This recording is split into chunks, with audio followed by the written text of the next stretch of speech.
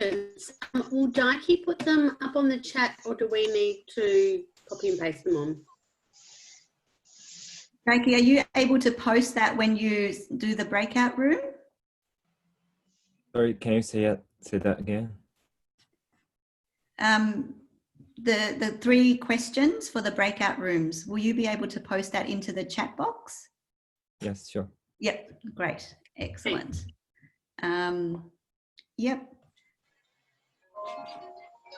Oh, that looks like Anouk is coming in. We're waiting for, Suhani has actually, it's about 11 p.m. in Los Angeles for Suhani. Oh, sorry, she's in San Francisco, and she's just finishing off her exams.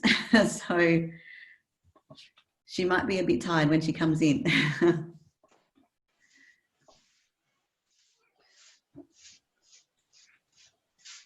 Okay. So Daiki, do you have a list of who has registered to join before you let them in? Actually, we are not sure about how many people come in, so we just wait until like the session starts. Okay, yep, no worries. Hi Anouk, welcome. How is the internet connection there in Honiara? You're on mute. You're on mute, Anouk. Did you say that the internet connection's good? Yeah, fingers crossed. It seems not too bad today, so hopefully it'll hold up for the call. Wonderful. Well, let us know if you want us to share slides or anything if it gets a little bit patchy. Yes, I might actually just figure out how to do that now. So I just share screen.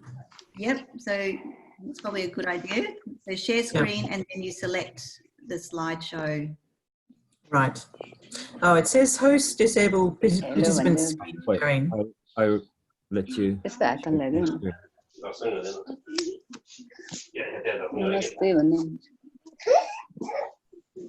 Can you share screen now? Okay, so Daiki's just made you the co-host, so you should be able to share screen. Okay. All right, I'll try again. Thank you. So can you see it now? Yes, perfect. All right, I'll try turning it off. Hold on a second. Okay. So just stop share screen now and look while we're waiting for everyone. Okay, so I'll just, how do I turn it off? There should be something that says stop share. Oh yes, stop share. Yeah, got it. Yep. Thank you. There you go. Okay. So Garanka, hello, how are you?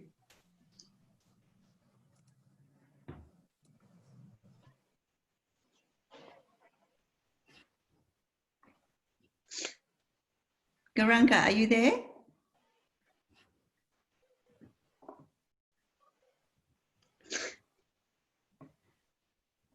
That's okay. We're just waiting. So we've got Cherie Garanka's joined us. We're waiting for a couple of other facilitators.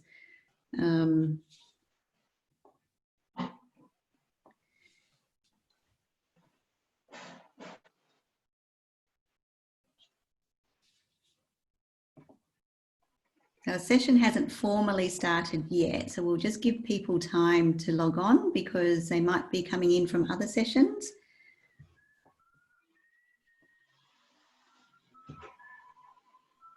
Maybe while we wait, perhaps you could type in the chat box, see which sessions you've enjoyed the most so far, what you've taken out of the conference so far.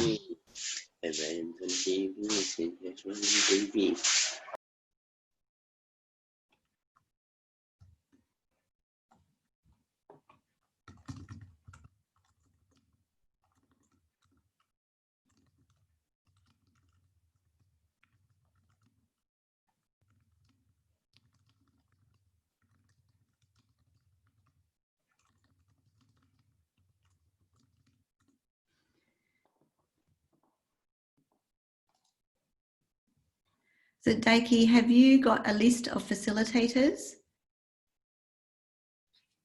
Oh, I'm checking it now. So can you wait a moment? Sorry. Okay, yep.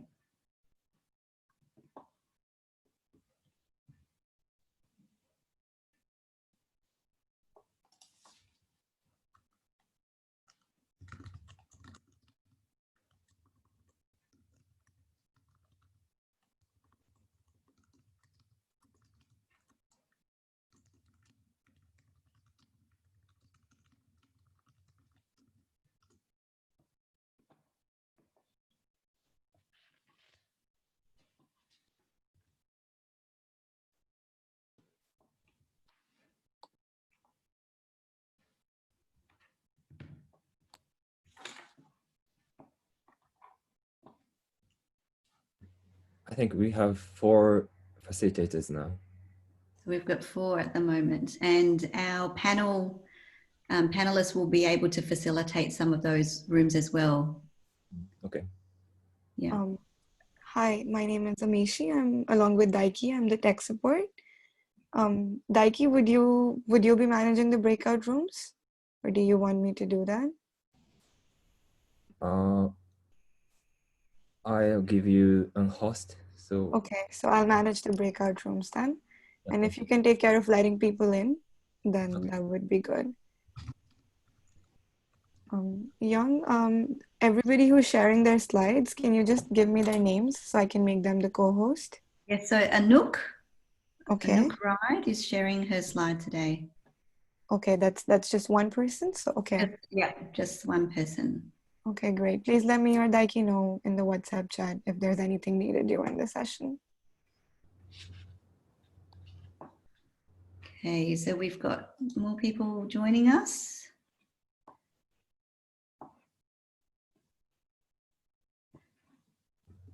Amishi, can you make me a co-host so that I can let people in? Thank you. Yeah, just if there's people in the waiting room without their full names, just send them a message asking them to use their full names before you let them in. Thank you.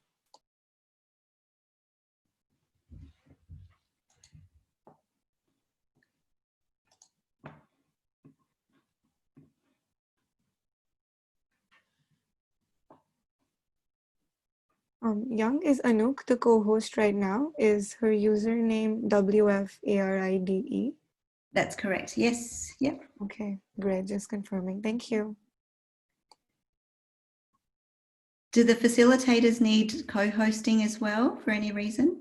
The facilitators don't need to do that. The only thing I would want them to do is put facilitator with their name. Okay, great. So, great. So just to confirm, we are supposed to have 6 facilitators in the room. 2, 3, 4, 5. Yes, we have 6, and the panelists are able to be facilitators as well if we need extra. Okay, so do we have, can I just have a quick confirmation that you're here? Goranka? Garanka? I saw Garanka before. There she is. Hi, Garanka. Okay, and then Hello. Miriam? Do we have Miriam? I can't see Miriam. Okay, Belinda? Belinda's here. Great. Rebecca? Rebecca's here. Great. Sue? Cherie is here. Okay, and the 5th facilitator, I'm sorry if I'm pronouncing it wrong, Siu? Sufong. Yeah. That would be Sufong. I don't see Sufong here yet. Okay, great. No problem. As soon as they get here, we'll make sure we get them up to speed. Just the last question before we begin. Do you have any preference for how many people you want in a breakout room? Well, I guess it just depends. We've got how many facilitators online now? We've got 4 online right now. 4 plus the 3 panelists and me. Oh, is that Miriam? Miriam's got her hand up. Miriam, you're on mute. Maria Arsenas. Oh, signing. Maria, Yes. are you going to be facilitating our session? If you need me, yes. Okay, because we've got Miriam down as a facilitator. It's okay. If not as a facilitator, I can be a participant, no problem. Okay, so we have some trained facilitators here. Abby is a trained facilitator, so I'm just picking on you, Abby. All right. I was facilitating in a previous session, so it still says facilitator, but I'm happy to do Miriam, thank you, Abby. Miriam is online. Miriam, could you just add facilitator to the end of your name, please? Okay, great. So everybody who's facilitating, can you, exactly as Young said, could you just add facilitator to your name? If you have any problems doing that, you can send me a private message and I can rename you. I think that will be all for the Zoom housekeeping. So over to Young now. Thank you, everyone. Thank you for joining us. I'm very excited to have our panel of speakers here today, joining us from all different parts of the world. So just to start off, I think we'll give people time to log on. Just give them a few more minutes. And while we do that, if you could just use the chat room to introduce everyone with your name and where you're joining us from today. And feel free to use the chat box throughout the session to ask any questions or add comments. And if we have time at the end, I will pose those questions to our panelists. And please note that this session will be recorded for those who cannot attend. So I think we're past time, so let's start. My name is Yung Nitschke and I'm a Rotary Peace Fellow. I'm honoured to be the moderator for this session because we have such a diverse and distinguished panel of speakers here with us today who themselves are peace builders, and they'll be talking about the work that they're doing to empower women peace builders in their own work and their communities. I completed my Master's in Education from the University of North Carolina in 2005. And since then have been working in the area of international development, particularly in the education sector, focusing on post-conflict reconstruction. Part of that work was at the Australian Department of Foreign Affairs and Trade as Assistant Director in the Afghanistan program. And I now work as a consultant for government, international aid agencies and the private sector. So today we want to look at some of the key themes in relation to the role of women in peace building, looking particularly at the intersection between the national, the international and at the community levels. So for those of you who were able to join us this morning for the plenary session, Irene Santiago highlighted the particular leadership qualities of women, such as Jacinda Ardern, Angela Merkel, and Tsai Ing-wen in leading their countries successfully during the COVID-19 pandemic.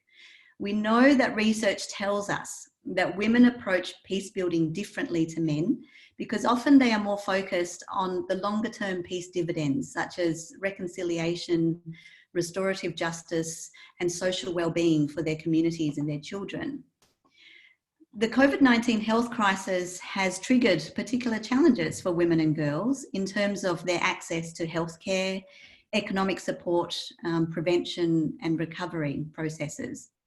We know from the work arising out of the UN Resolution 1325 on women, peace and security that men and women experience conflict and crisis in different ways. And therefore, the inclusion of women in the peace building and peacemaking process is critical for ensuring a longer lasting peace. Without women's participation, the peace that might have been won at the negotiation table could easily unravel when it comes to implementation at the community level. So our panel today will help to put into context these particular challenges faced by women and girls during a crisis such as COVID-19, based on the work that they have been doing and the work that they're doing in their own communities. And we hope that this will offer some insights on how women can be included more meaningfully in the peace process and that you, the audience, will come away from the discussion today with more concrete ideas about how you can engage women more fully in the work that you do and in your own communities. So in terms of the agenda, each presenter will have about 10 minutes each to talk about their work and what they're doing to empower women in peace building. We will then break into small groups, breakout rooms for discussion. These will be led by trained and experienced facilitators. Some of these are peace fellows, and these people have also worked for a long time in the area of peace and conflict. So you're in good hands. And then after the 25 minutes, we'll all come back together to the main group and share, each group will share one main idea or a theme that has come up in your discussions. So now let's turn to Dr. Anouk Wright. I invite Anouk to speak to us. She joins us today from Honiara in the Solomon Islands. Anouk is a researcher and a filmmaker who's published widely on issues of gender, conflict and security, particularly from the Pacific region. So I will hand the presentation over to Anouk. Thank you, Yung, and how fantastic to be with you all today. It sounds like I've had a little look at the program, and it's an amazing collection of people, and also great that we can have these kind of talks. Probably like many of you, I've been at times feeling a bit isolated this year. I've been in the Solomon Islands, and it's good to be able to connect, you know, with other people from different parts of the world doing this kind of work. I do have a presentation to share with you. I'm just going to share it with you. I'm a bit of a technological granny, so if I do anything wrong, I'm sure Yung and others will correct me. Anyway, I'll share my screen and then we can get started.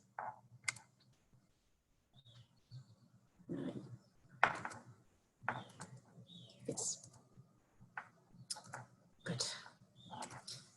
And I should mention too, because I am calling from the Solomon Islands, if the internet cuts out at any time, please don't let me stop what looks to be a wonderful discussion coming up.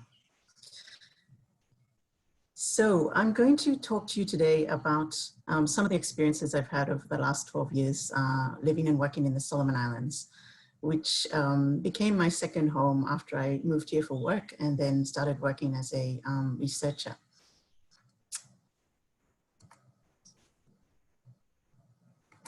Sorry, I'm just, yeah, 1 second. Just getting these slides into, yes, okay, great. Great. So you should be able to see the screen. It's not terribly important if you can't, but it'll help me as well to track what we're talking about. Okay, so in the Solomon, just to give you a little bit of context about the Solomon Islands, there was a civil conflict here from 1998 to 2003.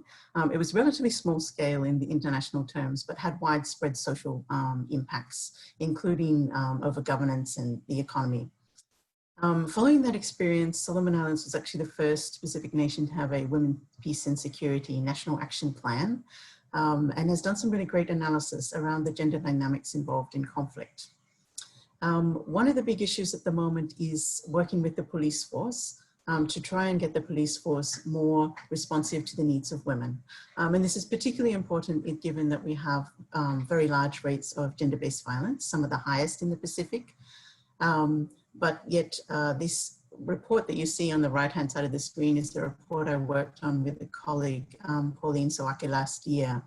And we found that the majority of women who go to police for help with matters related to family violence do not receive support from the police. In fact, they're often told to go back home and deal with the issue themselves, that their issue is not important. You know, these kind of dynamics go ahead in local police stations. Most conflict actually is resolved at the village level, and the chiefs have a particularly important role in the Solomon Islands in resolving conflict.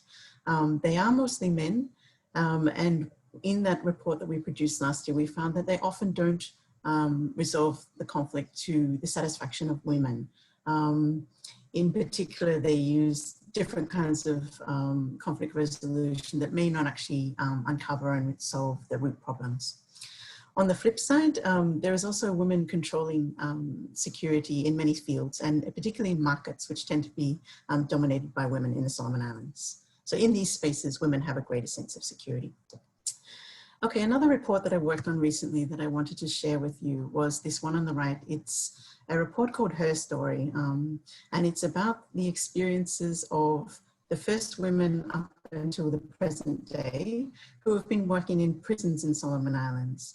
And they have a unique story because they actually came together as a network and argued for better conditions for women working in security. And one of the issues that it sort of brings out is that stories like Her Story aren't generally told in national and regional security forums. Security interventions have tended to focus on male combatants and policemen and male youth that are responsible for some of the violence, but it sort of overlooks the role of women as survivors and peacemakers. So in the context of the prison, women were responsible for also changing the culture of prisons and changing how they dealt with conflict in the prison, as well as sort of, you know, going up the workforce and advancing gender equity more broadly in the workforce. In Solomon Islands too, the notions of security tend to focus, you know, quite narrowly on courts and police, and they often don't include underlying issues. A particularly big one is land and conflicts over land, and food, and the informal groups, the women's groups, the civil society sector groups are often excluded from security conversations. But we know all of these sectors are really important for women's status and well-being. So getting more women involved in security is unlikely to happen unless we have these very explicit and proactive responses. So in the case of the women working in prisons, they got together as a network, they advocated for their interests, they slowly inserted themselves into decision-making forum within the prison force, which led to a difference. So these are the kind of responses that are proactive and respond to the situation. And we know in the development sector, there are a lot of efforts around representation. So, you know, let's increase the number of women in our office. Let's increase the number of women in the police force. But what we need is more transformation. So more looking at, well, even if you get an increased number of women in the force, what are the barriers to them to actually do their jobs, to actually progress up the ladder in your organization? Okay, so the COVID situation has been very interesting here in Solomon Islands. It's actually one of the very few countries that is still free of the coronavirus. There's no reported cases. But unfortunately, even prior to coronavirus, and now especially the case, there is an economic crisis. So many people have lost their jobs.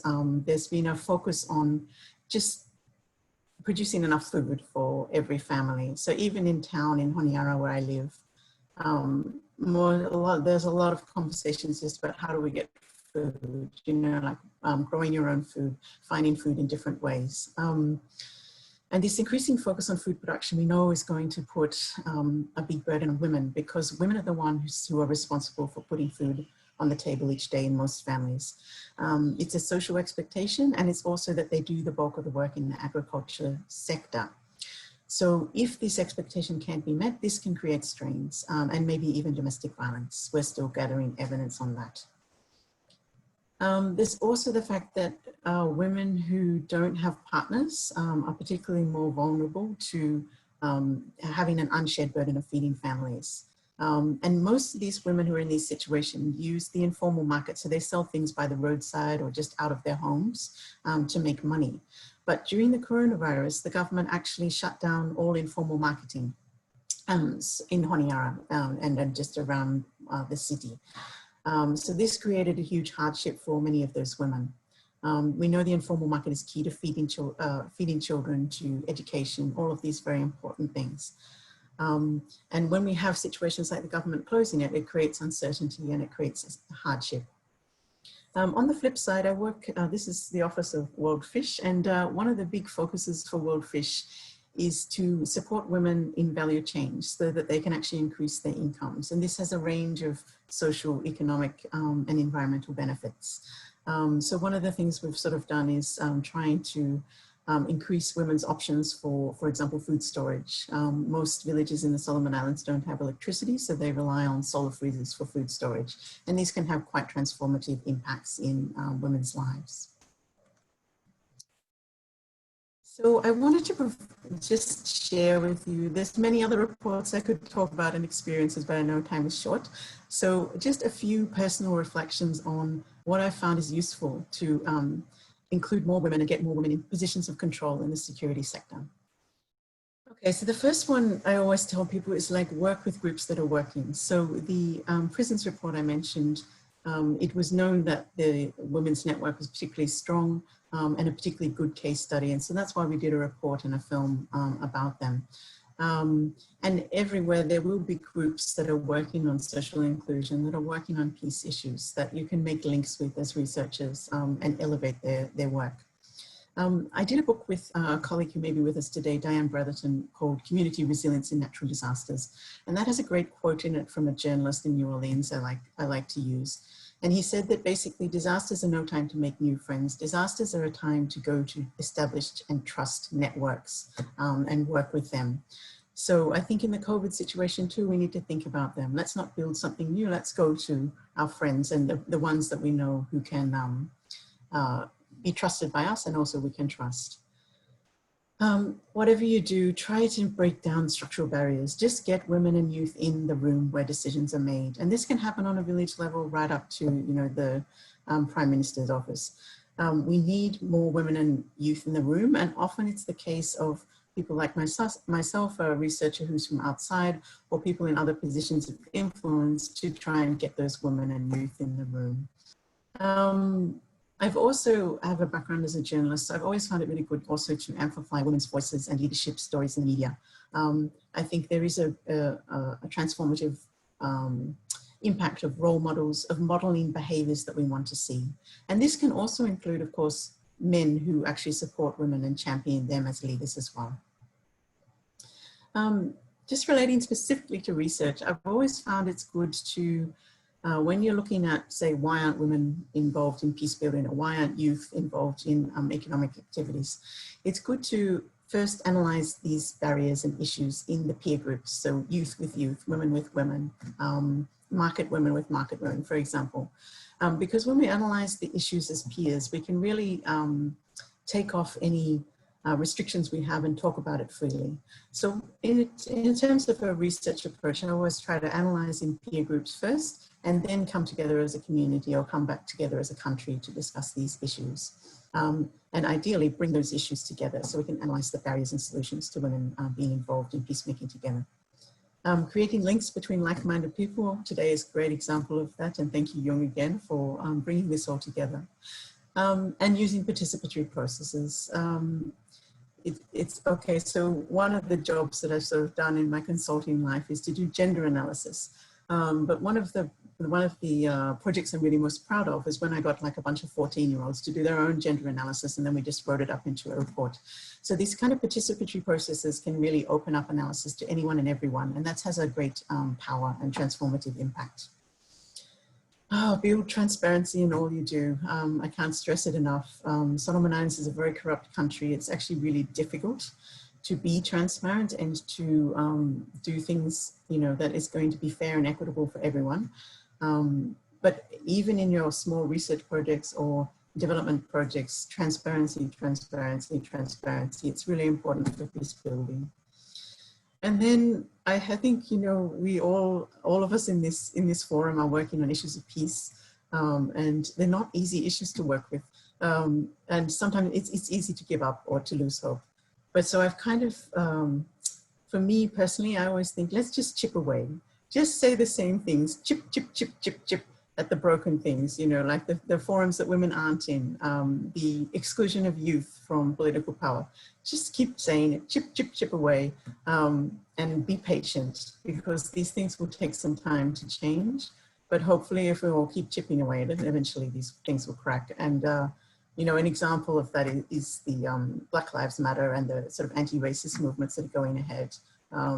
It's really great to see it when it finally cracks and you see progress on these issues. Oh yes, okay.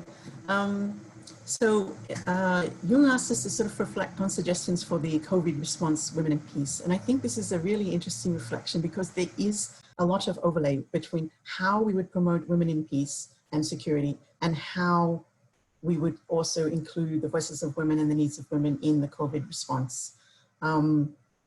So in the Solomon's context, for example, there has been a securitization of response, lots of focus on the lockdowns and police, much less focus on things like education. There's been a lot of strain on food systems, and this may cause conflict. And the vulnerability factor. So, we do have anecdotes of women selling sex for bags of rice and so forth, just because they've lost their job and they're trying to support families on their own. A lot of these so-called disposable jobs are women's jobs, cleaners, housemaids, shop girls. And so the impact of the COVID economic crisis on women is quite extreme.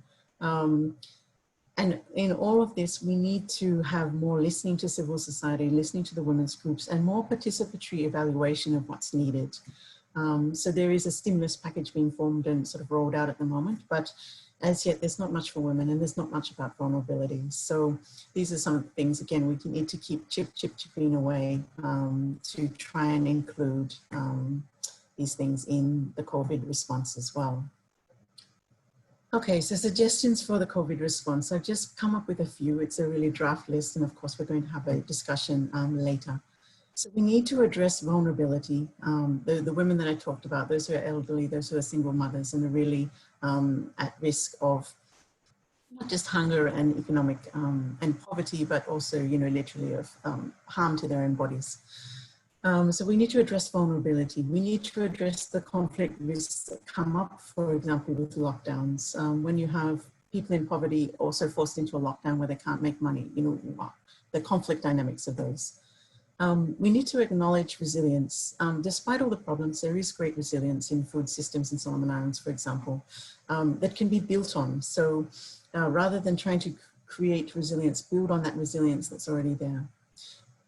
Very importantly, over the next 12 months, we need to keep women's livelihoods afloat. So that's sort of a big focus of my work at the moment. We need clear and consistent information about COVID. It is still really easy to get information that is incorrect or confusing. And then of course that leads to added risks. I wrote with a colleague of mine, Georgina Kakere, a Peace and Policy Forum, specifically on the impact of the state of emergency in Solomon Islands on some of these issues. And all we said in that was we need transparency too in the police force and how they handle the COVID situation, and also in executive government, and also in services that are provided either by international agencies or by Solomon organizations. And then finally, we need to design, build, and live inclusion in decision-making processes, whether it's COVID or non-COVID times. And this needs to happen on a local, national, and regional level, because in that way we can really best arm ourselves to deal with the issues posed by COVID, as well as address conflict risks before they get out of hand. Now, Jung asked me to present today in front of a nice backdrop. And I do have a nice sunset developing outside, but I thought I won't go outside because I don't want the internet to cut out. So this is the sunset which I normally see outside of my office. I put it into the PowerPoint for you. So at least we can end on a note of hope. And thank you again for listening. Wonderful, thank you, Anouk. That's a lot for us to take on board, and you've got lots of suggestions. We'll quickly move on to Suhani, our next speaker. Suhani is joining us from Stanford in California, where she is pursuing a PhD in public health and an MBA. She's also just finished her exam. So Suhani, please join us. Welcome. Thank you so much, Young. It's really, really nice to be here with all of you. I actually wanted to speak, initially I was thinking just impromptu, but I think I'd also just present some slides, just some photos and images to go along with what I'm saying. So I'll also just share my screen really quick, but I can't share it. Okay, I can share it now. Are you able to see just the slide? Perfect. So go back. So I want to talk to you today about when Young was talking about peace building. I really thought about what peace really meant to us and to our women. I come from Mumbai in India, where I run this organization called the Mena Mahila Foundation. I was about 14 years of age when I first started to interact with some of these slum women with whom we started this organization many years later. And with these women, we had seen and heard just horrible stories where these women were essentially married off at age 12, were sexually and just mentally harassed for years and years, and yet they somehow stood through all of that, yet they smiled, and yet they led their families, yet they wanted to create change in their own communities. And there was something just so special about these women that really kept me held on to them, and I continued working with them for years after that. We founded this organization together in 2015. MENA just means it's the bird that speaks a lot. And oftentimes we wanted women to really speak a lot about the issues they were most afraid to discuss aloud. And Mahila just means woman. And it's a foundation essentially working to empower women to speak about the issues they're most afraid to discuss aloud. So when we really think about peace building, we're really thinking about peace building with our own inner selves, where women themselves need to be comfortable with who they are and what they stand for and with all of their suffering. And if they do, and if they understand that they're in this together, then they can actually build that peace in their own families and in their own communities. But we really need that women stand together with each other and they hold their suffering on their sleeves, and they actually use their suffering as a means of sustaining their power, and that they are creating a more stable life by destabilizing their current scenario and in their current norm, breaking those norms and creating a new one and stabilizing that. So let me take you with me now to Mumbai, to where we work, and to a small chemist shop where normally when it's the time of the month and a woman has her periods, she needs to go to purchase a packet of pads. She goes to this chemist shop, which is filled with men shopkeepers, male customers, male bystanders. And there she has to look up to a male shopkeeper and ask him for a packet of pads. She looks at him, he understands it's probably her periods. He tries to look away, she tries to look away, they both avoid the gaze, everybody tries to pretend like nothing just happened, and it's a very awkward scenario for everybody. He then takes out a packet of pads, wraps it up in layers of newspaper, puts it in a black plastic bag, and then hands it to her as if it's a bomb. She further takes her dupatta or her chunni, and then she hides it under that, and then she looks down on the ground and she walks back home. This entire time, she feels like a victim. This entire time, she feels like she's done something wrong, that somehow she shouldn't have had to ask for a packet of pads at the store, but she did. And that created this victimizing, awkward situation for her and for the male shopkeepers. Why? Just because we don't talk about that thing, the period. This is a scenario that happens time and again, and imagine doing this every single month, every time you get your periods, potentially 450 times. This takes a toll. This makes you think that you're smaller than you actually are. This makes you believe that you're actually impure, that you're actually inauspicious when you have your periods. And then not just then, you're just impure overall, that girls are somehow below and beneath men, and that somehow girls are not powerful enough. Women just don't have that inner belief and that inner self-esteem that they can do anything. And these little things, like not being able to feel comfortable while buying a packet of pads for a very natural phenomena, is just one way of manifesting that. There are so many ways in which our girls are really held back.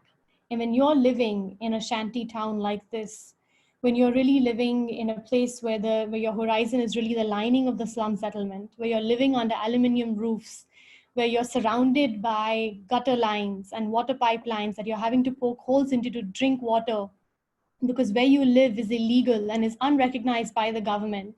Where you live is only 8% of the land, and there are 50% of people living on that, piled on top of each other, where there are hardly any sewer lines, where you're essentially living in the middle of a garbage dump, where there are no clinics, there are no hospitals. You're having to go to public toilets. How do you maintain your dignity? How do you create that? So in this situation, in 2015, we were trying to understand what is it that we really do. We had a group of women who were all really motivated. We knew we wanted to create change, and we knew we wanted women to understand for themselves their true value. So we started the organization on various fronts, knowing that we really needed to be helping women understand first what menstrual hygiene and what periods really were, having clear and correct access to knowledge around this, having access to them at their doorstep and in ways that was actually convenient for them, having affordability for the product, knowing how to really use it, and being able to understand what to do about the disposal around it.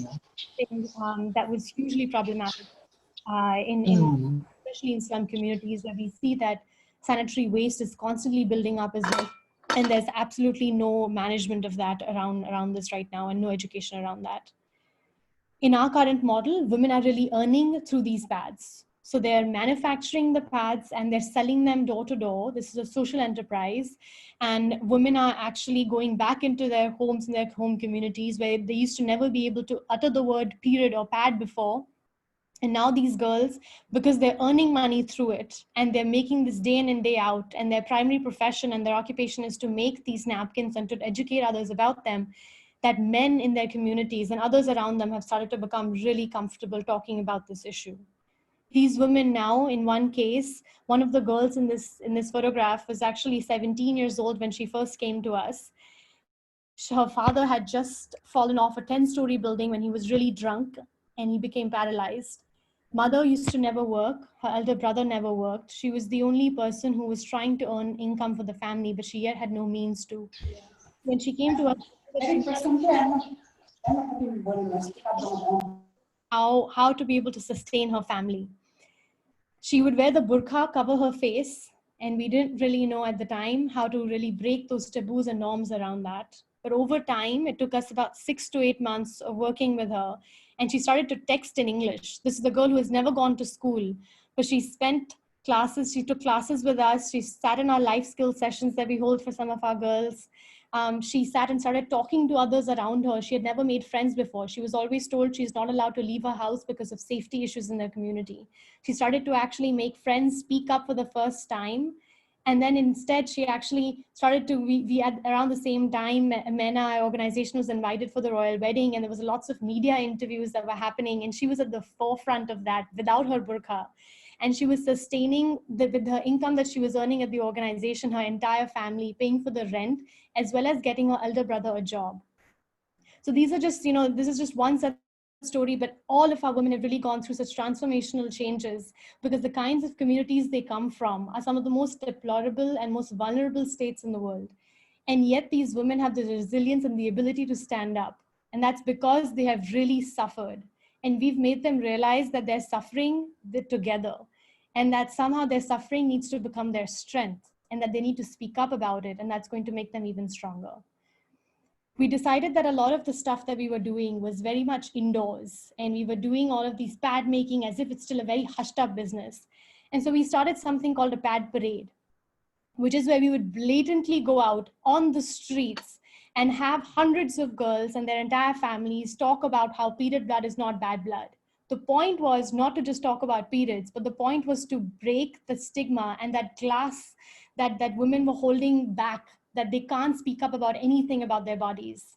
But this made them believe that actually, no, we can talk about anything, and we can talk about it publicly and in our own communities.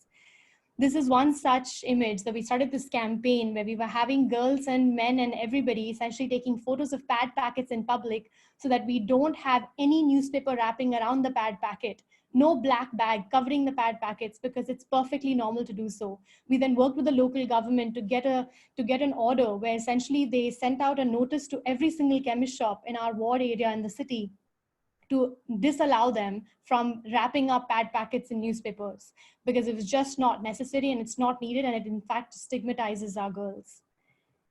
We have a few different products, and I don't want to get into details of this, but we have an enterprise, we hold a lot of events, we go and we provide these pad packets, but I want to get to our COVID response. So we are in a very unique situation now where, in fact, the slums that we primarily work in have been the hardest hit slums of the country today. And we see the highest rates of growth of COVID also in these communities in Govandi slums. And the reason for that is the extremely high density, but also very poor patrolling of the police and systematic governance. That's hugely lacking because these areas have never been recognized. They're extremely populated with more than 1 million people living in just really small shanty towns and settlements. And yet, because the police is so afraid to even go inside because they don't have control over the population, the people don't really trust them or believe in them. Only a few NGOs like ours actually have built that trust in the community, which builds that responsibility that we have towards our population. So we now essentially over the last few months have been working harder than ever before. We've actually doubled our team. We've been having to work day and night. We're actually getting calls at all different times of the day as we're trying to work around different aspects of COVID. All of the relief work and services are provided by our very women themselves. So the first thing that we're doing and something that we really recognized was the primary need of the day was ration relief and sanitary relief. So we're already providing sanitary napkin packets to our women. But along with that have been providing food packets and ration, which has been really essential for the families to be able to sustain on a daily basis. Especially true for the migrant population and for the floating populations that are essentially traveling and they don't really have any base or any support from the government at all. We have a women's helpline where we are getting domestic violence and sexual assault cases. The domestic violence cases, we've been getting more than 10 to 15 calls a day now. And in a lot of situations, we're essentially unable to even help because they're not able to provide their exact address. And it's very difficult to even get the police to go in and support these girls now. But we're trying our best as much as we can. But these cases have been on such a rise in our communities now, especially where men are somehow still finding the alcohol to get drunk, and now they've contained the women in their homes. The face mask manufacturing, we've essentially repurposed some of our sanitary napkin manufacturing production unit machines to manufacture face masks now, and we are going door to door manufacturing and delivering these as well to women. And we're also getting women that have stitching machines at home to be employed and get at-home employment by making these masks. We're doing disease surveillance in urban slums. So we provide these pad packets to chemist shops. So we are essentially working with the chemist shops across different slums to maintain the types of ailments and the diseases that they're essentially asking medicines for, and essentially mapping that on top of a map where we are talking to informal care providers to see the types of cases that they're seeing. And on top of that, we're mapping our MENA beneficiary base, which are thousands of girls that we've been calling on call, trying to understand symptoms from them as well as symptoms of their neighbors, and trying to use these 3 different data sets to inform the local government about where the hotspots and cases are in these slums where they're not able to currently reach. We're essentially also providing COVID sensitization on call and providing informational content through a web series type platform where we are holding these sessions around health and hygiene and what you should be doing and what you should not be doing around this time. We're constantly doing research as well. We're trying to provide different types of messaging as well as around stigma and taboo, very similar to some of the work that we were doing with menstrual hygiene, but now around COVID, because of stigma, it's one of the biggest hindrances for essentially people speaking up about their symptoms or coming up to receive any kind of care. So we're working with Stanford actually to do this research right now, which is happening on the ground. We've just launched a MENA mobile health application to connect all of our women now digitally, and essentially keep them connected with each other so that they can talk to one another, share struggles, as well as get more accurate content around COVID and around menstrual hygiene around this time on a more daily basis. So we've been doing a few of these things. Here are just some photos I just wanted to show of some of the team members at the front line that we have, providing food, pad packets. We've also been providing this to policemen and policewomen because they actually don't have the relevant protective gear as well that they need. And I think actually the important thing about all of this is just that what this has really done is instill a lot more confidence in our own team. And again, the women themselves now feel like they can do anything. If they could have helped so many families around the COVID time, they're actually capable of doing a lot more. And we have women coming back to us and being like, Suhani, we want to do so much more. What else can we do? And it's this surprising that there's this sort of enlightenment that I want to create change in my own community, no matter how much I'm suffering in my own house, is the kind of peace that we're really looking for, and is the kind of peace building that we're working towards. So I think I will just stop sharing my screen and looking forward to the breakout room. Great. Thank you so much, Suhani. That's amazing work that you're doing. And we will move on quickly because we're running out of time. So we want to make sure that everyone has a chance to discuss this more fully in the breakout session. So I'd like to invite Ufra, who's the only peace psychologist working from the Kashmir region. She also is working in Burma at the moment. So Ufra, please come and join us and tell us about your work. Hi, everyone. Thank you for having me, Jung, and thanks for kind introduction. Am I audible? Thank you everyone for joining in, and to my two co-panelists, so inspiring, such inspiring work, really inspired. So while I was thinking about what to speak about, in today's session, I was thinking about what is it that you may, not already know. I'm sure you already know so much about this topic. So I thought it's best that I just share my piece of the story of why I do what I do, and as a woman peace builder in Kashmir, how that impacts my life and my work in general. So I'll just share a little bit about the context of that I, work in. So as Jung said, I work as a peace psychologist. It's something that started becoming relevant to me as I grew up in Kashmir. I'm born and raised here, and Kashmir has been in conflict for the past 7 decades now. Very complex conflict, very kind of incontractable kind of context, where it's difficult, obviously, because it's a conservative society. There are different kinds of elements of religion, of the society, the culture, that hinder women, obviously, in terms of how they participate or act, and kind of how they express the different kinds of whatever limited freedoms that they get. So any kind of freedom in even anything as simple as what you wear and how you put your hair is actually questionable in Kashmir. So for me to do something very unconventional in Kashmir was a huge thing in itself. It basically, the suffering of what people were going through, especially as a young person, when I decided to do peace psychology, I was really inspired by how people look at pain. I think, women can be victims and they can be agents of change. And I tried to look at the positive aspect of what I was going through.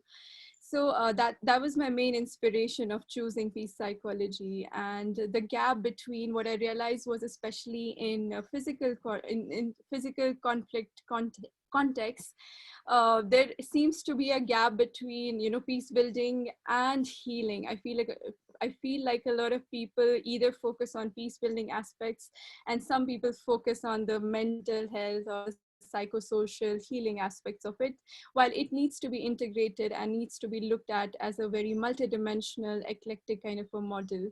So that was my basic inspiration. I use a very eclectic module where I use aspects of leadership, empathy, emotional well-being, resilience. Obviously, mental health is one of the core foundations, but also design thinking as elements of creative and critical thinking, spiritual existential psychology, and obviously conflict reconciliation, self-transformation. A lot of my work in Kashmir especially has been about emotional well-being and resilience, psychological first aid, and I use a lot of experiential workshops to do my work, and the use of arts in how we can express and help people take charge of their own narratives, because there is a lot of hopelessness, there's a lot of learned helplessness in these contexts where people always hope that things will change, things will get better, but when they don't, in terms of political changes and policies, there's a lot of hopelessness and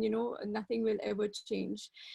So within that context, as I said, Kashmir is a place where you can't really talk about peace. Peace becomes very controversial. So for me to do peace psychology work in itself has been a huge challenge, especially as a woman.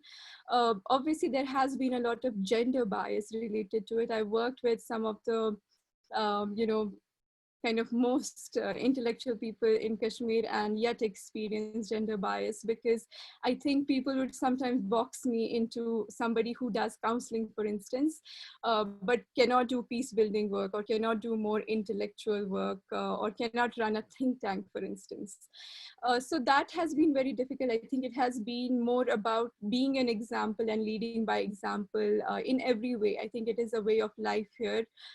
And that is why also doing this work very low key is super important. I wanted to share some pictures of the work I've done, but since the session is being recorded, I'm mindful of the safety and identity of the people I've been working with. They may not be comfortable with that, so I chose not to share any pictures. So in terms of my work, especially in Kashmir, I've done a little bit of work in US, and currently I work in Myanmar. My focus, what I realized was, you know, especially for women and young people, there are not a lot of spaces to express themselves. In the recent past, in Kashmir especially, some of that has changed due to the emergence of cafe culture, for instance, which did not exist in Kashmir. When I came back from abroad a few years ago, there was no place for me to sit and talk with people. Obviously, being a woman, it was seen very kind of abnormal for me to sit with, you know, guys and talk about something. It was seen as something really inappropriate. So with emergence of cafe culture, I think that is changing a bit. It is giving that space to women also to, you know, hold poetry sessions, for instance, or talk about what they're going through, what they're feeling. And mental health, I think there has been a lot of stigma around mental health, and a lot of people still don't recognize healing, mental health, and psychosocial support as an element, a crucial aspect of peace building. But I think that is where the gap is. I think we really need to start recognizing that, especially how it affects women. There are, if I have to read out some stats, in Kashmir, for instance, 45% of adult population shows symptoms of significant mental distress. 50% of women and 37% of men show symptoms of probable depression. 36% of women and 21% of men show probable symptoms of anxiety disorder. So how it affects women is clearly different from how it affects men. I think men still have a lot of spaces culturally as well to talk about what they're going through, what they're feeling. And sometimes it is seen as normal for them to be standing, you know, on the streets and just hanging out and talking to their friends, or in gyms, or in, you know, sports arena, for instance. But for women, that's still not the case. I think the two occasions where women are seen expressing themselves is either at funerals or at graveyard, or at weddings, sorry. So that still hasn't changed a lot, and it does affect women in a way where in Kashmir especially, people have seen that there is an increasing trend in young women taking sleeping pills, for instance, to deal with their anxiety, with their depression, and other mental health and psychosocial support related issues. So working at the intersection of, you know, peace building and psyche of peace and conflict, especially helping people understand peace does not only exist in future. I think a lot of people in Kashmir, especially given the context that they get stuck in, that they are kind of limited to, and feeling a lot of hopelessness, they sometimes do think that, you know, peace is a futuristic activity. It will happen sometime in future, because in Kashmir, people do associate peace with freedom, which the local word is azadi. So a lot of my work has also been in kind of deconstructed that whole notion that, you know, peace is not just political or futuristic. It can happen at different levels, and it is a process. It needs to start today, though. It is not the end of violence and war that only gives you peace. That is negative peace. So a lot of my focus has been on positive peace building. A few women groups, especially, a lot of my work has been with women and youth.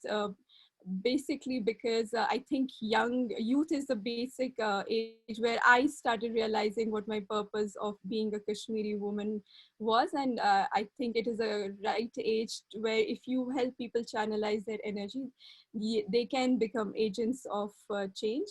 And obviously as a woman, I could see the struggles of women who were, taking care of people at home, trying to also be a part of resistance movement on the streets, and yet not being kind of identified enough or given the kind of acknowledgement that they deserve. So some of the work that I did, for instance, was with this group of women called Half Widows. So Half Widows is a community of women in Kashmir who do not know basically whether or not their husbands are alive or dead. Officially, most of the times their husbands are killed in encounters, but since these are sometimes fake encounters, so they don't actually know whether or not their husbands are alive or dead. So some of their condition is sometimes really bad because they can't claim property from their in-laws. They're sometimes thrown out of their in-laws' houses. They suffer financially, economically, and mentally, psychosocially. And a lot of these women come from really far-flung areas where a lot of psychologists and psychiatrists don't even visit very often. So one of the initiatives that we once did was to kind of, give these women some basic psychological first aid skills so that they can at least as a community help each other when there is nobody to listen to them. Or with, mothers, for instance, who go through, I was once working on a more individual basis with some of these mothers who are widows, who are half widows, and who also have disappeared sons and husbands, and they don't know where they are.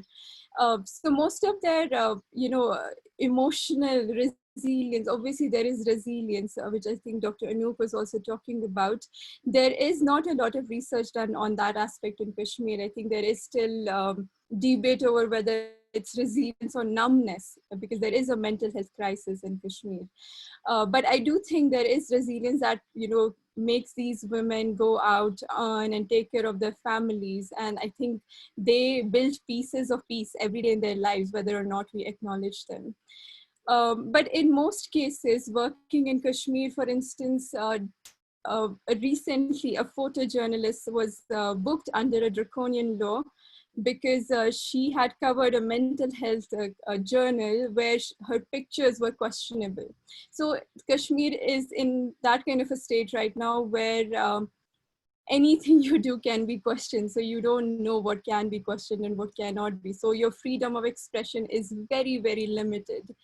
And it does affect, for instance, how I work or how I go out, what I want to say to people online. All of that has, I think, really impacted my own, psychological well-being as well in the recent past.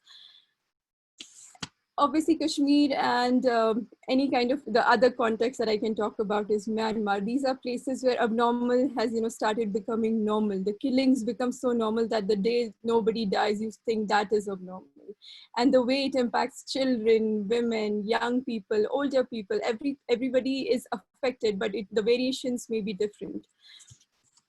I think one of the challenges that is still kind of, as I said, the context, there is, it's a conservative society, for instance, there are elements of culture, religion associated with it, but there are also perceptions, as I was talking about. A lot of people think it's okay for women to do healing kind of jobs, but not peace building, which is still thought of as a very male-dominated profession. There is a lot of gender bias still.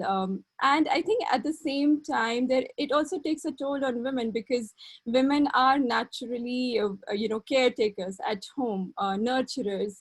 And the kind of, if you're a women peace builder, for instance, working from home is not the easiest, as we can see in this COVID context. It has really impacted women's emotional well-being and psychological well-being. It really doubles the amount of work that they do, the expectations that they have from their families, and then from the field. It feels like it's a daily battle that they have to fight to prove to be who they are to everyone and to themselves. So it takes a very different kind of emotional toll on themselves. I feel like a lot of women are at the front lines of these pain all the time, where they're suffering both at home and in public spaces, trying to justify every day what they do is correct and, is not questionable. In my community or organization, or at a community level more, I think how the COVID situation has impacted women especially is 70% of the women global health force comprises of women. So a lot of doctors, nurses, psychologists, psychiatrists are women right now who are getting affected without government's structure, policies, and right kind of acknowledgement about, how to help them heal. Basically, a lot of women don't right now have spaces to heal. I have a full-time job and I also work voluntarily in Kashmir. I've been working almost 16, 18 hours in the past 2-3 months. So that has impacted women a lot in that way as well. But there is also a new conversation about how to share the workload, how to share the responsibilities that women are going through. So I think there is a shift in narrative that is happening right now. There's a focus on mental health, which wasn't there before the COVID situation happened. It is obviously worse in some cases, as we have seen. There is enough data to show how the gender-based violence, for instance, especially against women, has increased. But I think women are slowly also at the same time reclaiming some of the public spaces. What we can, I think, learn from the situation, which I think Jung said very beautifully in the beginning, was to learn that, women have this inbuilt kind of empathy and can be really good empathetic leaders. And we have seen that in the case of New Zealand, Germany, Finland, how they dealt with the COVID situation. Women, I think we need to start talking more about women-led empowerment and development. I still see spaces where a lot of spaces, obviously this is a unique space, but a lot of initiatives and conferences and conversations that I'm a part of, they're led by men, they're led by, all these male people and asking me what I think about it. I feel like there is still a lot of need for encouraging women-led empowerment and development.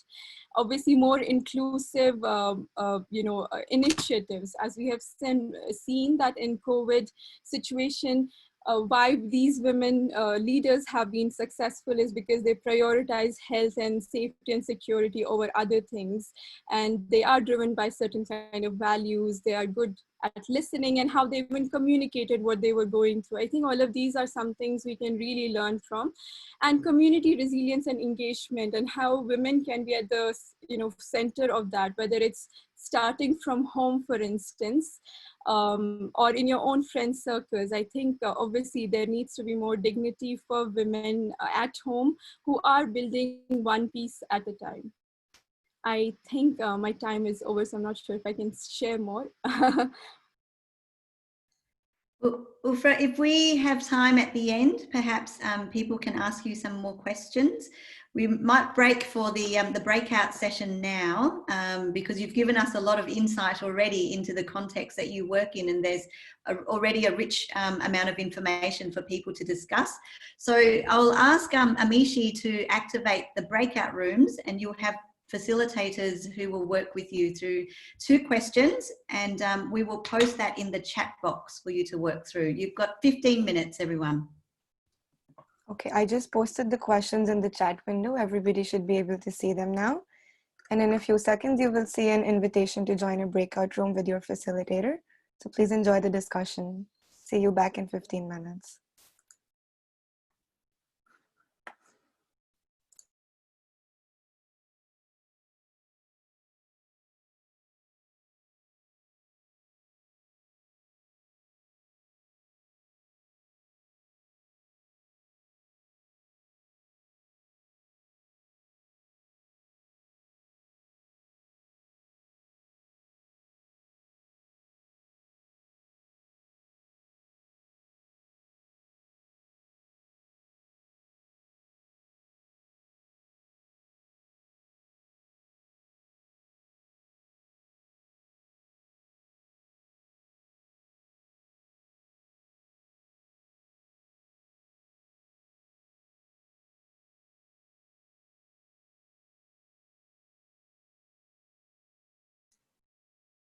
If any of the people still remaining in the main room have some problem joining the breakout room, you can just unmute yourself and talk to Daiki and me, and we can help you out.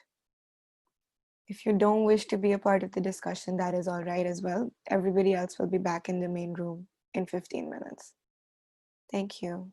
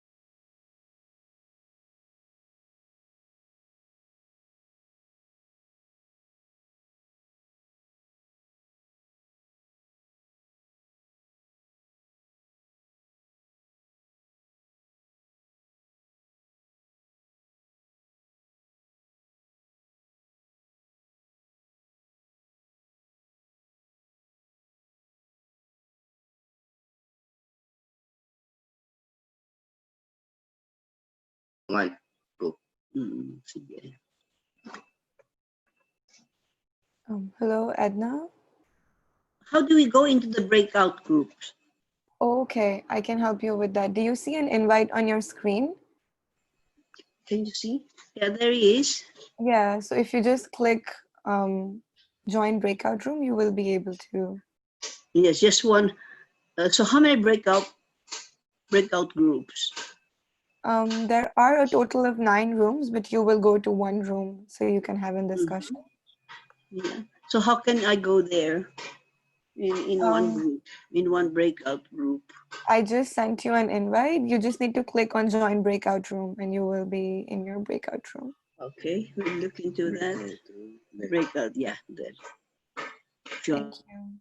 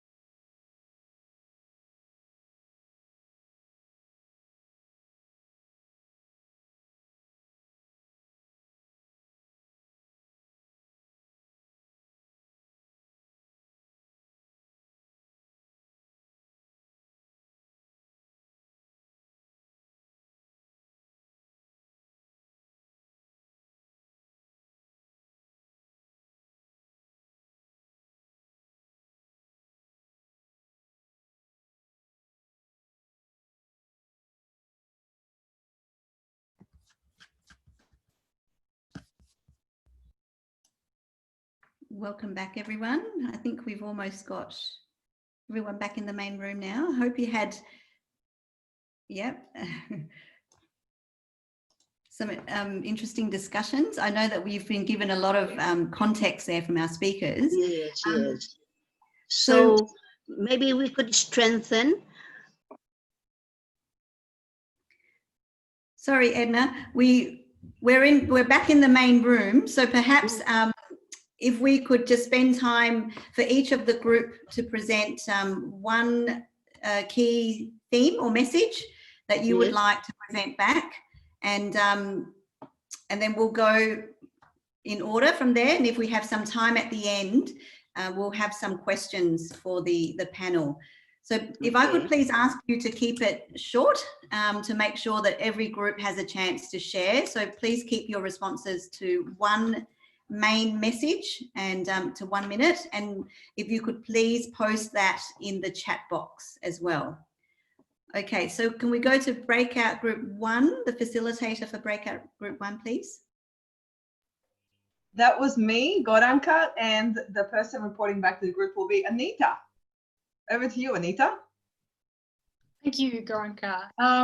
We just discussed the first question, and we were just talking about the considerations that need to be made when sort of planning events in peace building, and the responsibilities, especially to do with unpaid care. So just thinking about if potential participants are, you know, having to care for children or elderly relatives, that this needs to really, this could be a big barrier that needs to be considered, and think about ways of maybe, you know, providing childcare or ways to overcome that barrier, and just other considerations when planning an event, such as timing of the event, the location, and just creating conditions to not just have women there present, you know, physically present, but also to make them feel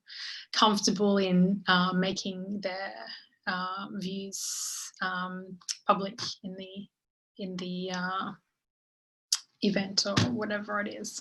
So that was our discussion. Thank you. Thank you, Anita. Can we have someone from breakout room 2, please? Oh, I believe that was our group, Young.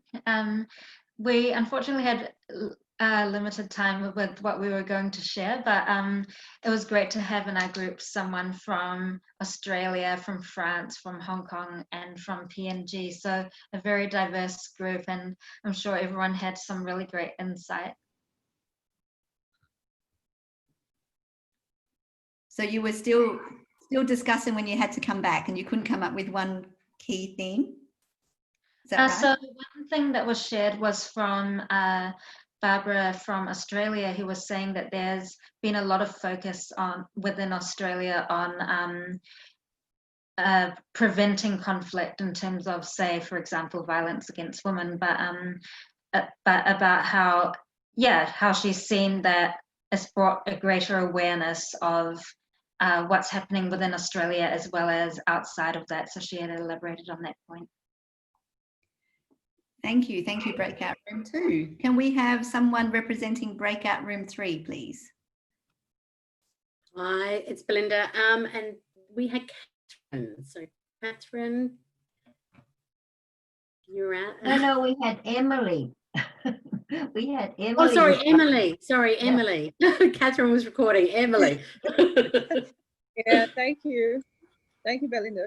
Okay, so for us group, we had a discussion, and the key thing we took was women need to have access to key leadership places to be able to influence peace building processes, and that we also have to educate about what peace building is, because maybe at the grassroots level and also at the level of even Rotary, because I shared at the grassroots level for Cameroon, and Catherine said even at Rotary people don't know about peace building, and there's always a confusion on whether it's peace building or community development.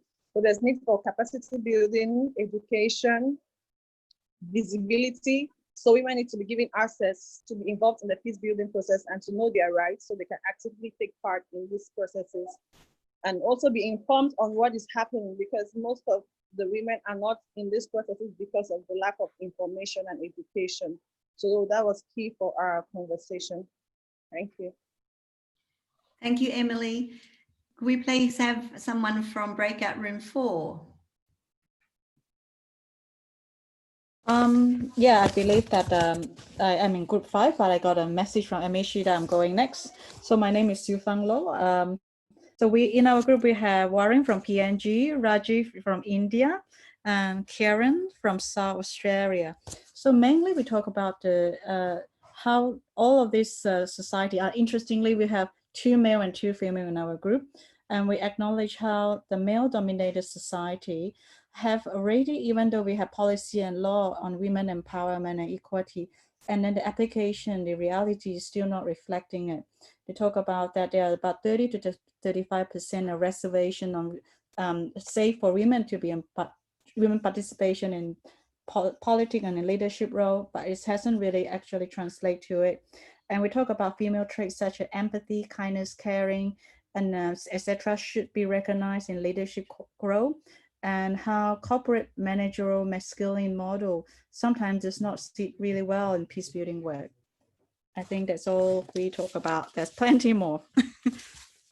Thank you very Yung. much, Sue Fong.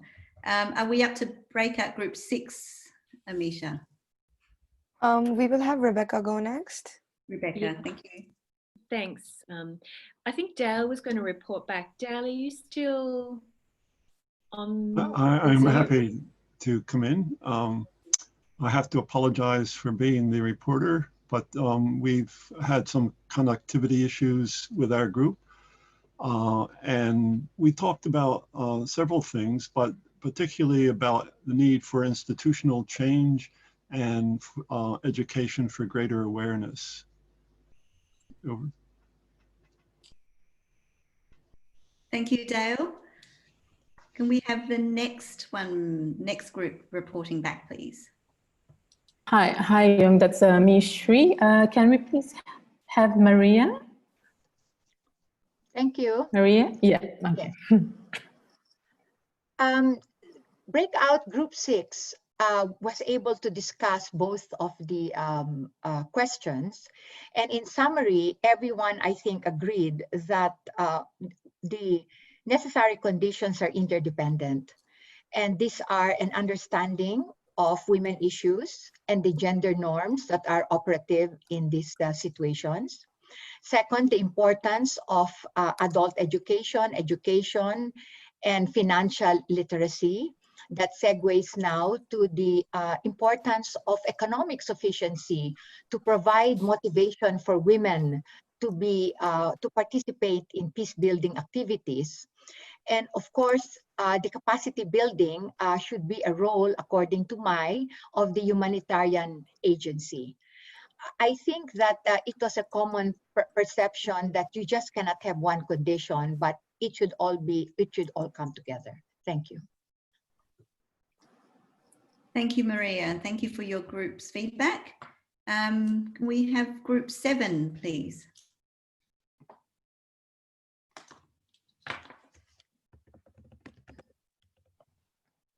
This would be Suhani's group right now.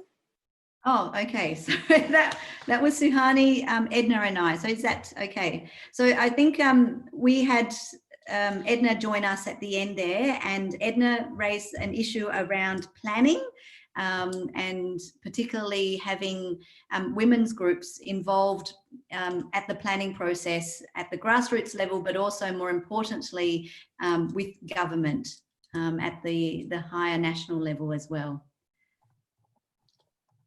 Is that the rest of us? Is there any more? We have Ufra's group left. Okay, great. Hi, I'll have Stephanie report back from our group. Stephanie, are you here? Yes.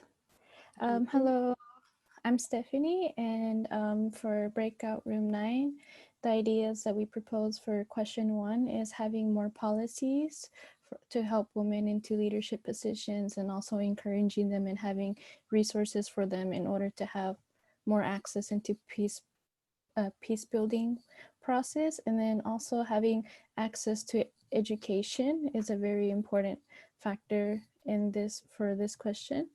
And then for question 2 is also having for my side is having my students in my school to participate in events that I could possibly create that's involved with peace building. And then also for Sandy Simmons, she shared that she volunteers at a radio, so she can invite wonderful speakers like Young to participate in the radio she volunteers for.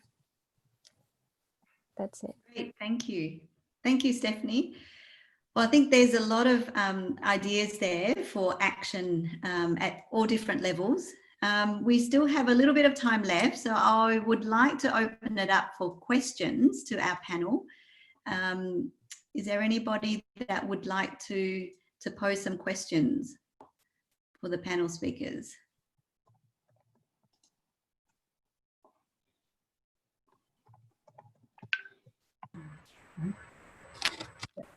Sandy? Yes, I would like to ask if, as a member of a Rotary Club, we're always looking for, Young, as you would know, we are always looking for projects, and I wondered if there was some way that as our Rotary Club we could assist, maybe in encouraging the independence of women, maybe seed funding for a women's group to establish an industry, a cottage industry, or to support maybe an educator to work with schools and we talked about education not just for women but also for men and boys about women and girls. You know, there may be an opportunity for us as a Rotary Club to contribute something. Would anyone have any ideas about how we might do that?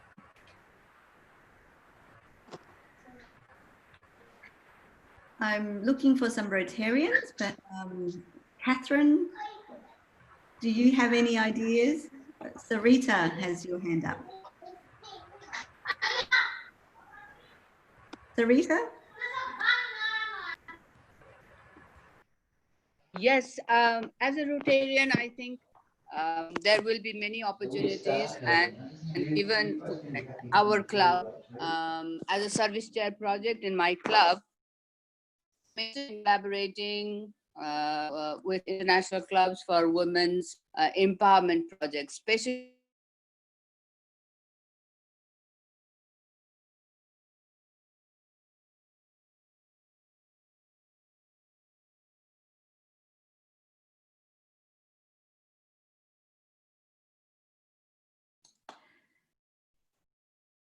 Sarita, I'm sorry, your internet connection was patchy there, so we just lost the last bit of what you were saying. Would you mind typing it into the chat box? While we wait for Sarita to type it in the chat box, has anybody else got questions specifically for the panel speakers? I can see sorry, I can't see everybody. I can see Edna's hand up. I think Kiran also had her hand up for a question. Okay, so we'll go Edna and then Kiran. Yeah. Okay. After this, what's the next step? With all of these inputs that we have gathered today, what will be the next step? With all the suggestions, with all of these presentations, will there be some sort of coming up with the proceedings, or with all of these presentations and recommendations, questions? That's a great question, Edna. You're making us all very accountable for all the things that we're suggesting.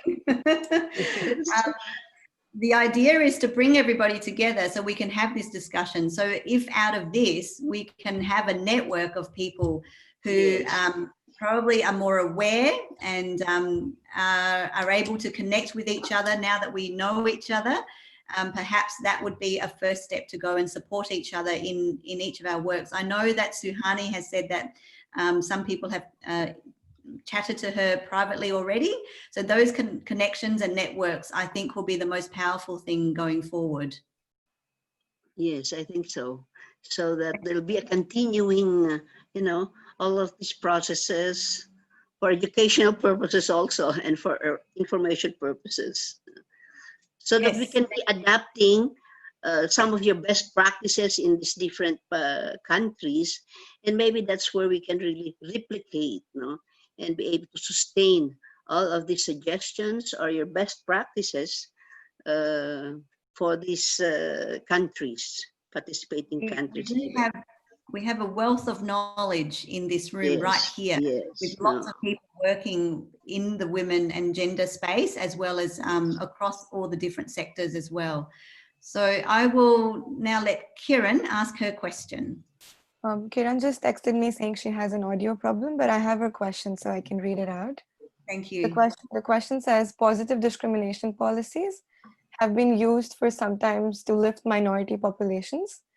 And she thinks that these policies have been effective in many spaces. And would they be effective in this particular space? She's not implying that women are a minority population, but just wondering if we need to be intentional about getting women into more positions of power. Does anyone on the panel would like to address that question? Maybe Anouk? Are you still there, Anouk? I am still here. Can you repeat the question again? Sorry, I'm just trying to catch up with the writings and the questions. Of course. So just to keep it short, Kiran was wondering if we need to be more intentional about getting more women into positions of power through things like positive discrimination policies. Yes, I think that kind of positive discrimination policies has been trialed in many places in the Pacific with good results. A good example that just happened this week or last week was Bougainville in New Guinea, Solomon Islands' neighbor. They have agreed that in their new parliament, they will have a certain number of seats in the parliament set aside for women. And we know in Rwanda and other contexts, this has actually had a really transformative change in getting women in positions of political power. So I think this kind of positive discrimination can have a very powerful role where the odds are really stacked very highly against women in certain fields. And that includes particularly politics and security. Thank you, Anouk. We are running out of time, so I would suggest if you do have any follow-up questions, you can contact me and I will forward that on to our speakers. But we have run out of time, so I really need to wrap up and thank everybody for your participation. We're here, as our peace psychologist Ufra has said, we're here to learn and to unlearn, and I think that process has been very enriching for this session, and I hope that we can go away and take some of those lessons with us. So thank you everybody for your time. Thank you especially to our panelists and our facilitators, and have a lovely evening or a morning and a good night's sleep, Suhani. Thank you very much, everyone.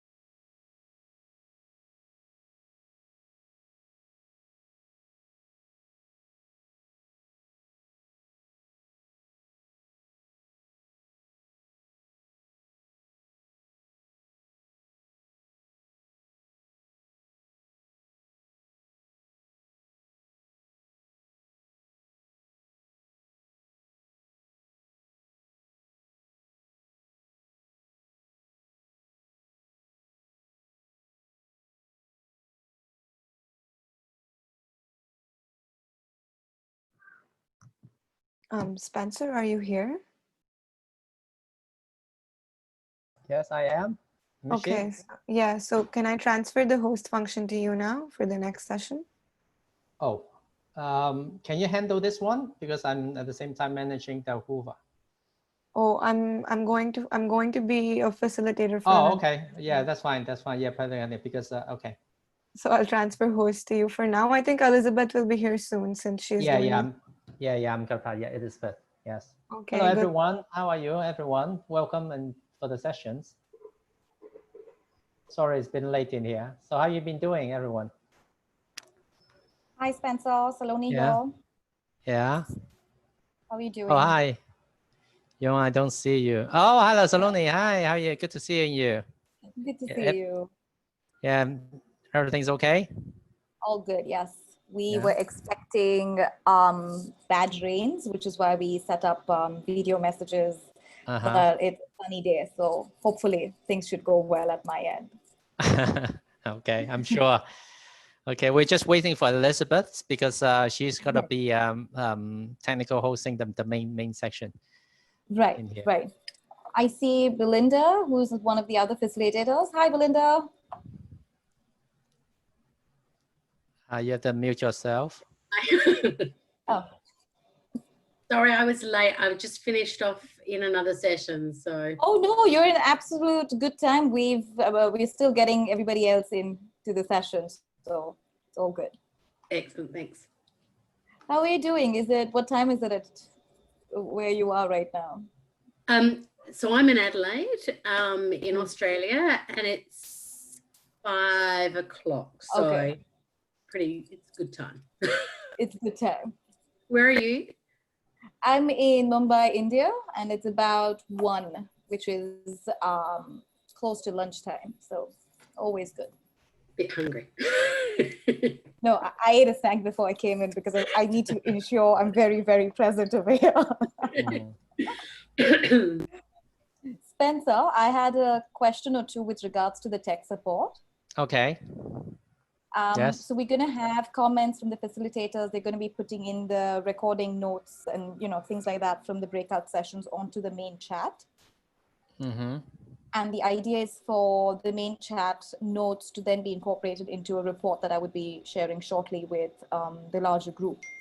So is there a way to download the chat, or how would I be getting the notes out before the session ends? The chat will be recorded, and the text will be recorded as well, or the chat. Is that what you're looking for? Yeah, so I need the text or the words on the chat room that's with everybody. I wanted notes from there to come to me. So how would I get access to it? There's another way is some in different sessions, and they create the. Do you want other people to participate at the same time, contributing the inputs? Oh, no. I'm saying once all the inputs are in the chat, I need the text onto a Word document, or I need a text with me before the chat ends or before the session ends for me to collate and create a report. Yeah. Oh, so how okay. would I get see. those? Yeah. How can I get that? Time is an essence in here. Let me see whether I can copy and paste here. I probably There's can. something called a save chat. Yeah, it will automatically save the things in here. I think what I can do is that I can just copy the chat into a document for you. Is that okay? Yeah, that'll be great. Yeah. If you can copy And the then, entire chat, and I'll remove whatever else that I don't need, and I'll have the content that I require to draft the report. That'll be great. okay. I have to make sure that I here the functions has can send file to you. Okay. Yeah, so it seems that I can do save chat, and then it's saying to go in my Finder. No, I think what you can try now in here, right? Just go to chat, highlight, and then are you on PC or you are in the Mac? No, I'm on the Mac. Okay, if you hit Command A, okay, in the chat, it will highlight everything. No, it's not seeming to do that. So when you write to everyone in the little chat box down, you can write save chat. No. You don't, yeah, try this in here. Just go to the chat and highlight just one word in the chat. Yeah. No, I don't know why it doesn't seem to be coming through. Oh, you cannot highlight? You cannot highlight? No, I'm not able to highlight it. Sorry. Okay. So, Well, you know, I tried this other thing where I clicked on the three dots saying save chat, and then it came into a folder in my Finder. I could just click on show in Finder, and then it came as a text in the notepad. So maybe I could have two people do that just for like safekeeps. just hold on 1 second. Sure, sure, sure.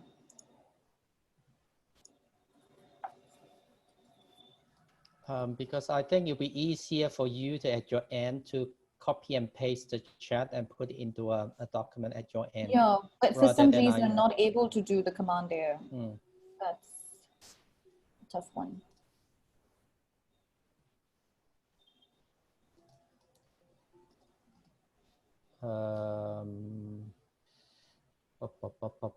Let's. The issues is I'm not so sure whether I can send you a file in time. Okay. For you. And no, I somehow the things is I'm not able to attach the files to you. Okay. Okay. No worries. I'll figure it. Yeah. Well, there'll be some option. Yeah. Absolutely. Thank you. All right. Is the time's up? No, it's 1:09. We started 1:15, like in about like 6 okay. minutes. Yeah. Oh, there's another 6 I minutes. think Okay, my speakers are here. Dishani. Which one you want to I think you Who can are see your speakers here? Dishani, Mithela, and Trine. I have here. Hi, Saloni. Am I audible? I have Hi, Michael. Dishani. Yes. Am I audible? I'll let Yes, you are Michael. audible. Yeah. Mithela. Hi. So, Hi, is the Mithela. sound, hi, is the sound and video, everything is fine? Yeah, everything's good. Okay, okay. We were scared that we're going to have a bad bout of rain during our session. So it's sunny at my end. How about yours? So from my end. Is it raining? Do we? Yes, it's rainy and our network is so far all good. It didn't disturb at all. Super. So I hope that it will continue in this way. Will continue, Yeah. Me too. I think we're waiting for Prime. Prime's not joined in yet. Who? Prime? No, I see. How to spell his name? Prime. Oh, Pi. Oh, no, she's not in the. She's not in the waiting room yet. Yeah.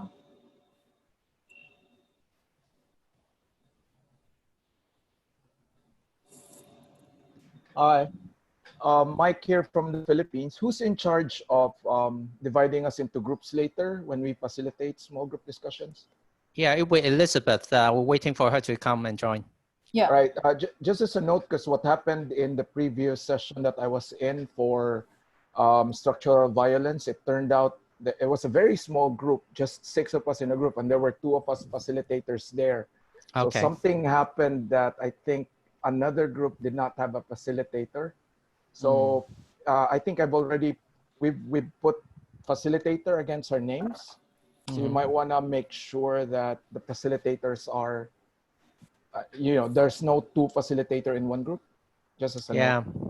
No, this is very good notes in here. Yeah. That's why we try to make sure that people change and rename them so that we know who are the facilitators, because it can be a bit chaotic to spot that happened anyone. the first session today. Okay, thank you. So how's everyone been doing so far?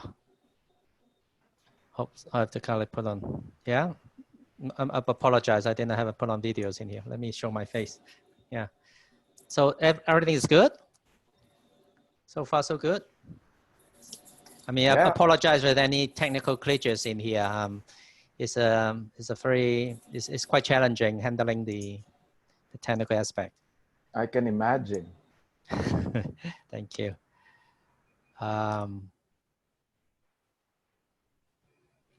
So, well, Saloni, let me know when you want to let the people in. Okay, when you Yeah. think we're not I gonna, think you know. we've got about 3 more minutes to go. I'm just trying to get in touch with Prime because I can't see him yet.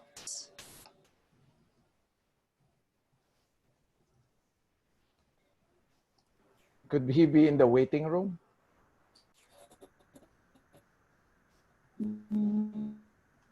Spencer, would you be able to check on that, please? Yes, I checked, but I didn't see.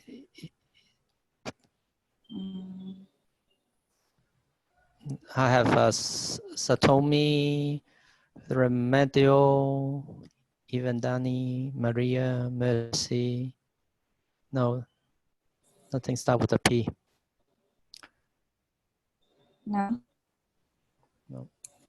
So who is Elizabeth here to help with tech support?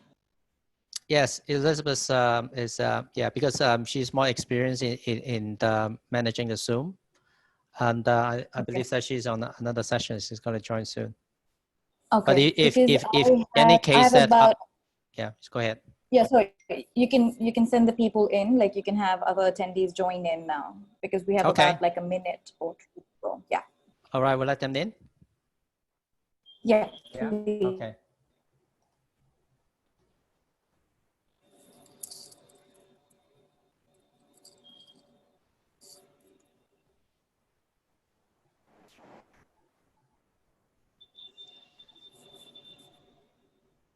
Hello, everyone.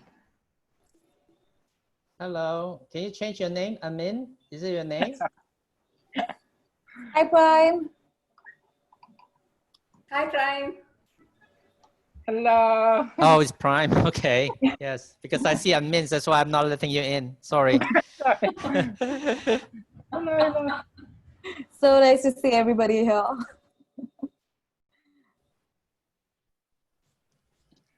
Yeah. Okay. Super. I think we're good to start. Yeah, wait. There's 2 more persons joining, Tracy and Anita. Okay, sure.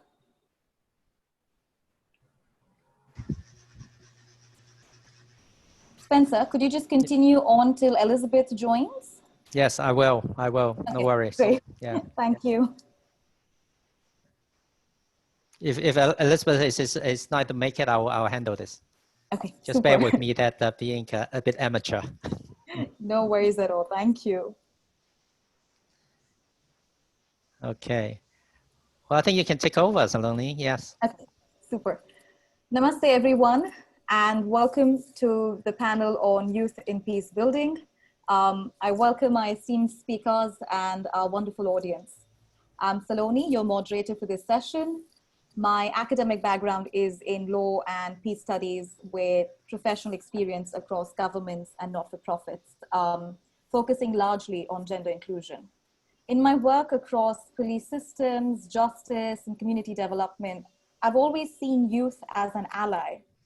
But sadly, that was an exception and not the norm. Young people have traditionally been left out of the main table on peace building and conflict resolution.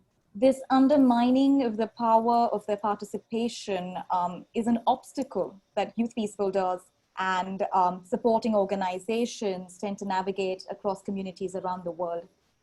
Today, we want to look at the interdisciplinary approach in including the voices of the youth, from activism to decision-making.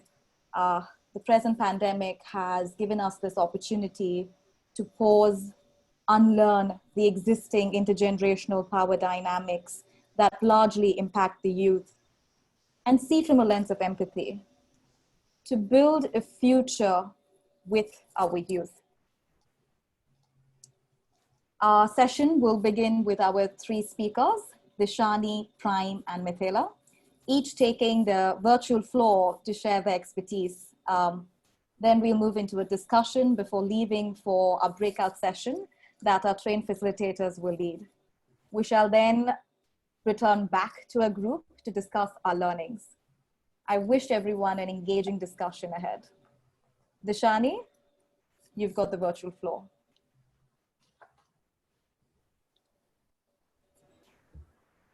Thank you, Saloni. Thank you for the introduction and thank you for having me.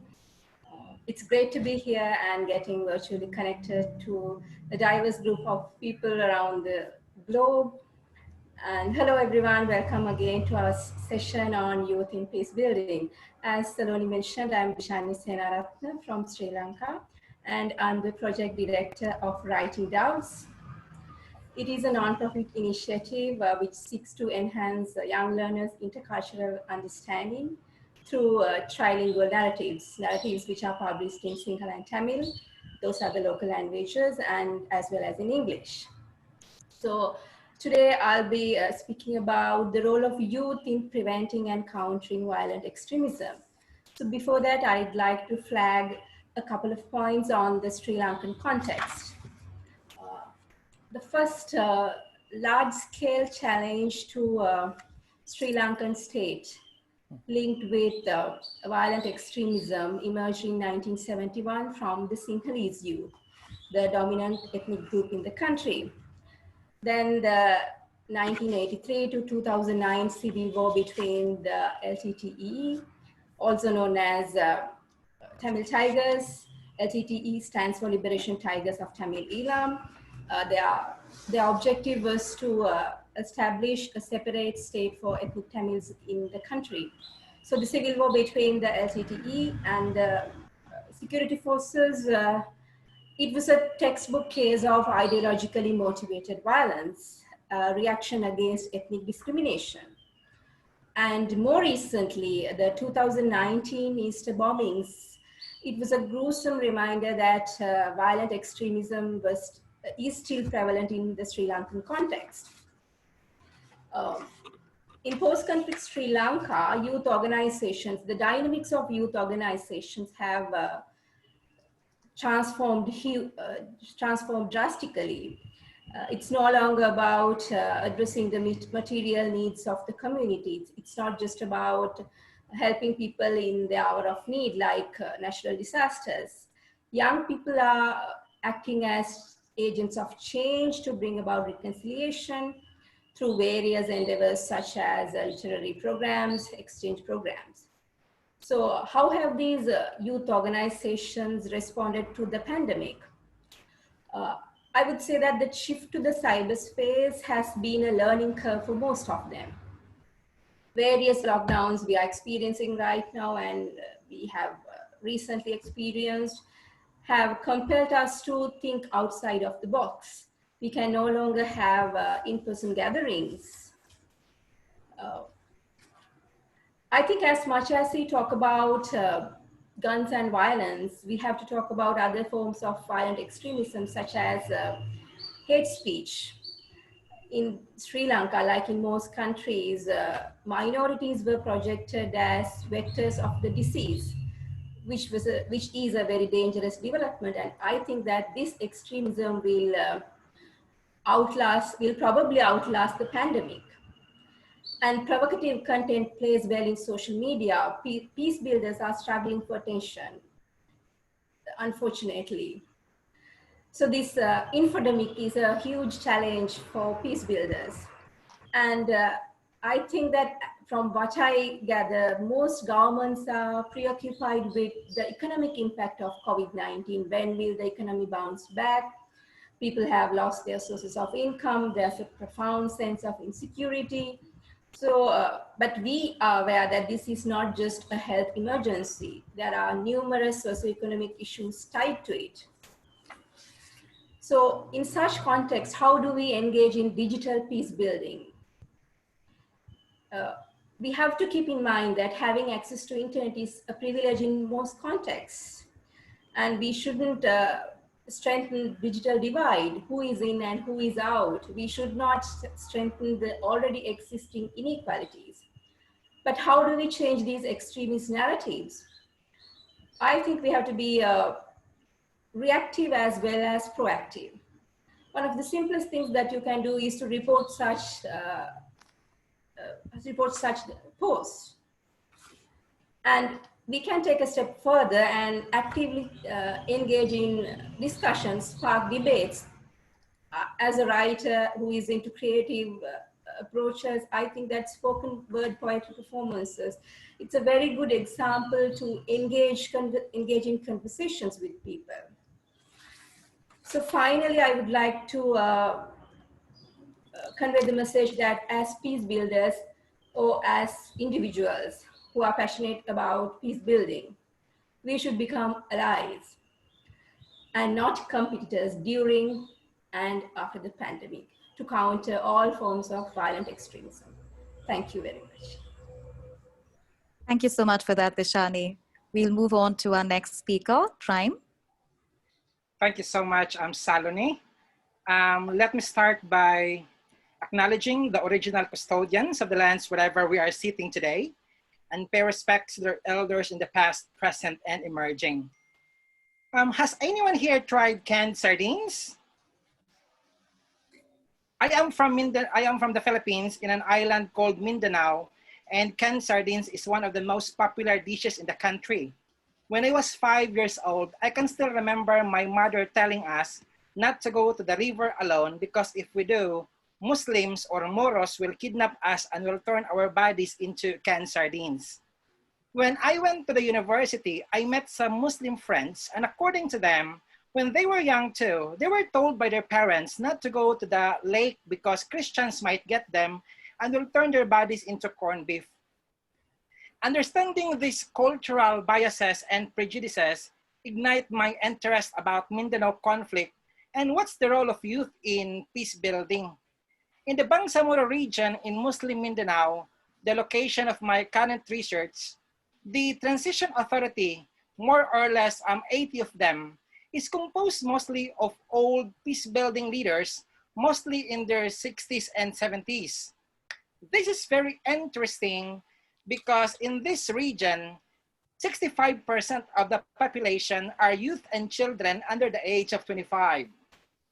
So when Elaine messaged me about the conference and learned that the theme is on envisioning the future after the Great Pause, I automatically thought of how can we envision the youth interacting with adult actors in the context of peace building.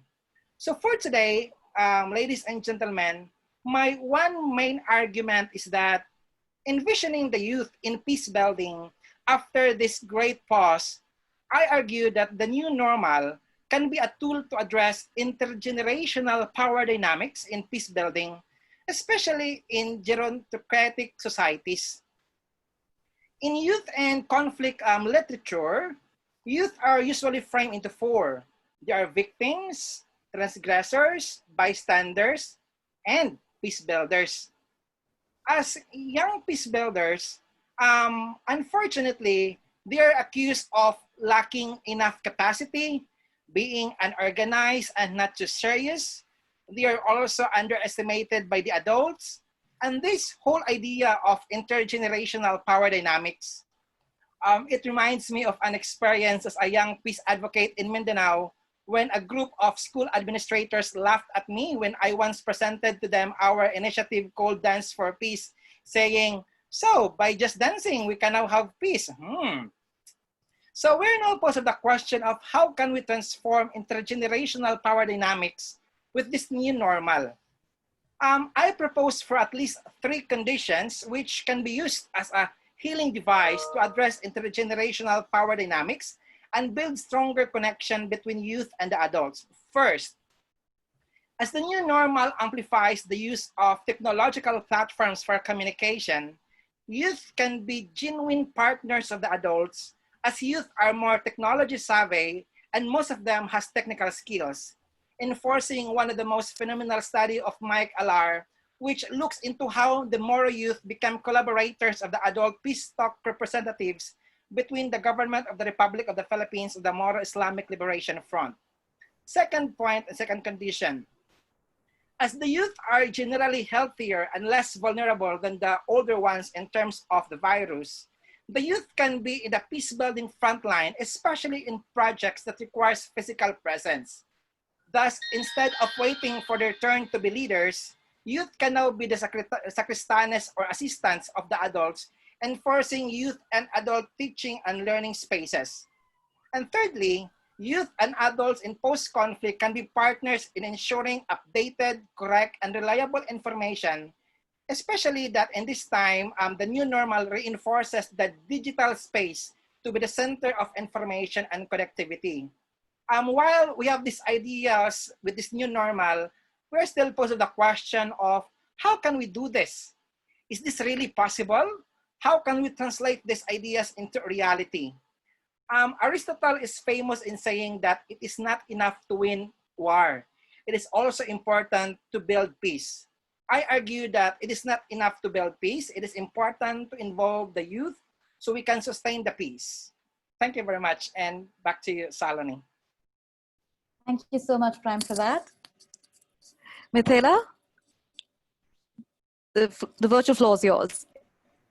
Thank you, Saloni, and thank you everyone for joining us today. And I'm really honored to be here. So I'm a young peace builder working in Chittagong, Bangladesh, and I'm an undergraduate student studying education and research in University of Chittagong, and I lead a youth-led initiative in Chittagong, which is called Power to Bloom, that promotes peace, social well-being, and protection in my community.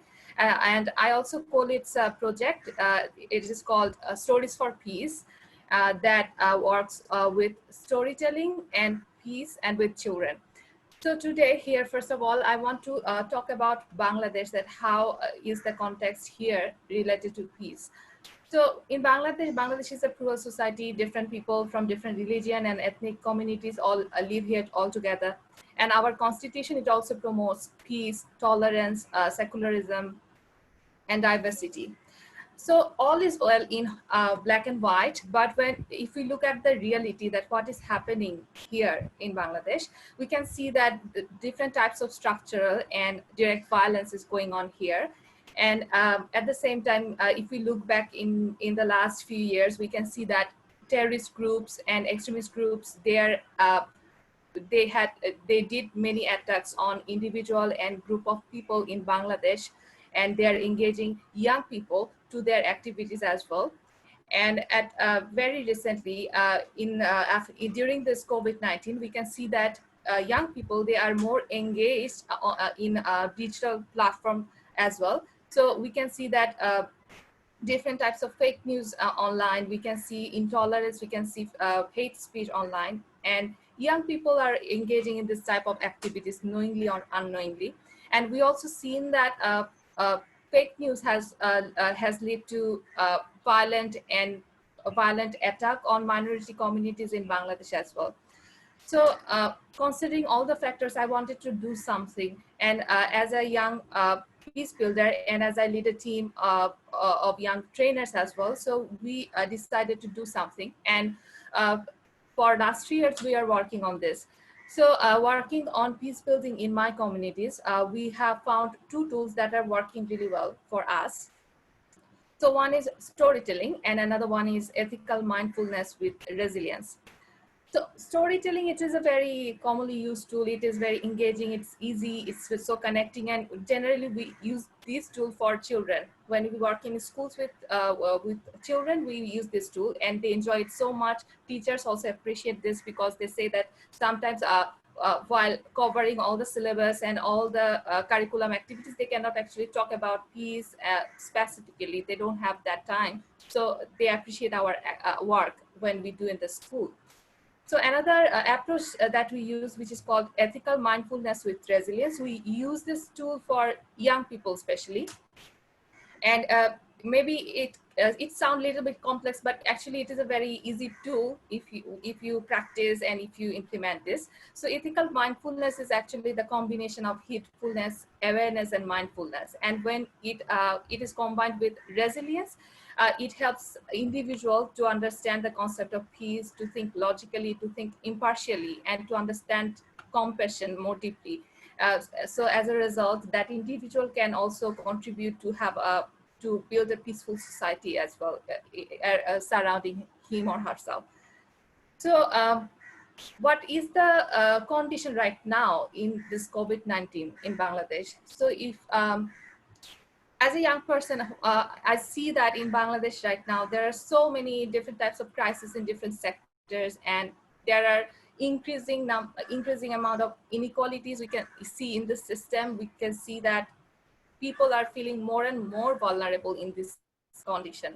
And as a young person myself, as I'm involved in different kinds of youth activities, and I have a great network, so I can see that other young people like me who are of my age, they are also feeling anxious, they are fearful, they are uncertain about the future, they don't know what is happening and what will happen in the future, and they don't even know how to be resilient in this situation, because resilience is not something that is not much taught in our education, in our classrooms. Peace is something that is taught in our classroom indirectly, not directly. But this COVID-19 has created a context for us where young people are vulnerable. Young people can easily become engaged in extremist or violent activities, as they don't know how to be resilient. They don't know how to be logical. The education system didn't teach us about this. So if we want to overcome this, and if we want to think about how the post-COVID world will look like for all of us, we need to think about education. So right now, if we see that how education and whole education system and educators is thinking about education, we hear a word that is reformation. So everybody is talking about reformation, educational reformation. So I request my call for action is that right now we need to prioritize peace education, especially. And if it is possible for us, we need to adapt peace education as a knowledge-based practical subject for global and national safety and prosperity. And another step that we need to take is we need to implement, and we need to think about mental resiliency in educational settings as well, because it is a life skill that we need to being a peaceful person and to make peace in our society as well. And it is not much addressed in the developing countries like Bangladesh, less developed countries in the world. So mental resilience is something that educators need to talk about. Our policymakers need to think about it. So for make this happen, I think the government and all concerned stakeholders, they should come forward to implement these ideas into action. So they need to implement these ideas into policy, in planning, in budgets, in curriculum, in textbook, in teachers training, and in the teaching methodology inside the classroom. Because in my cases, I have seen that maybe in my textbook, I have stories that promotes peace, but when teacher teach the content, actually somehow he or she, they make it partial, and they make it biased when they teach it or when they present this concept in front of the student. So I think maybe they are doing this unknowingly, not much knowingly. So I think that these should be included in the teachers training as well, because right now in the world where we are living in, it's so competitive, and because of COVID-19, it's also suffering. It needs to be healed. So if we want to do that, we need to work on peace education, resilience as well, and if we can do this, I believe that we will see peace, empathy, and compassion in the new post-COVID world. Thank you so much, Mithela, for that. Continuing the discussion forward, I think it's wonderful to have representation from various parts of Asia today on this panel. So my question to the speakers is that what are the regional experiences in working with organizations that address the gap of youth in peace building? Dishani, the virtual floor is yours. Thank you, Saloni. I think we all agree that we have to tap the positive energy, we have to tap the energy of youth to bring about positive change. And I would like to focus about the female presence in these organizations. Of course, female presence has considerably improved, but I think that women and girls are yet to take up decision-making positions and roles. We have to employ both the approaches, both the top-down and bottom-up. And these approaches should not be tokenistic. historically, women and girls have been excluded from these positions, and we have to make an extra effort to ensure that they are included. Another point that I wish to mention is linked with what Mithila pointed out. The competitive education system prevents youth from becoming active and long-term members of youth organizations because they have a very examination-oriented mentality, not only at tertiary level, but also at secondary level. And the families and their parents, the lack of support from families and parents is a barrier for youth to engage in these types of activities. And as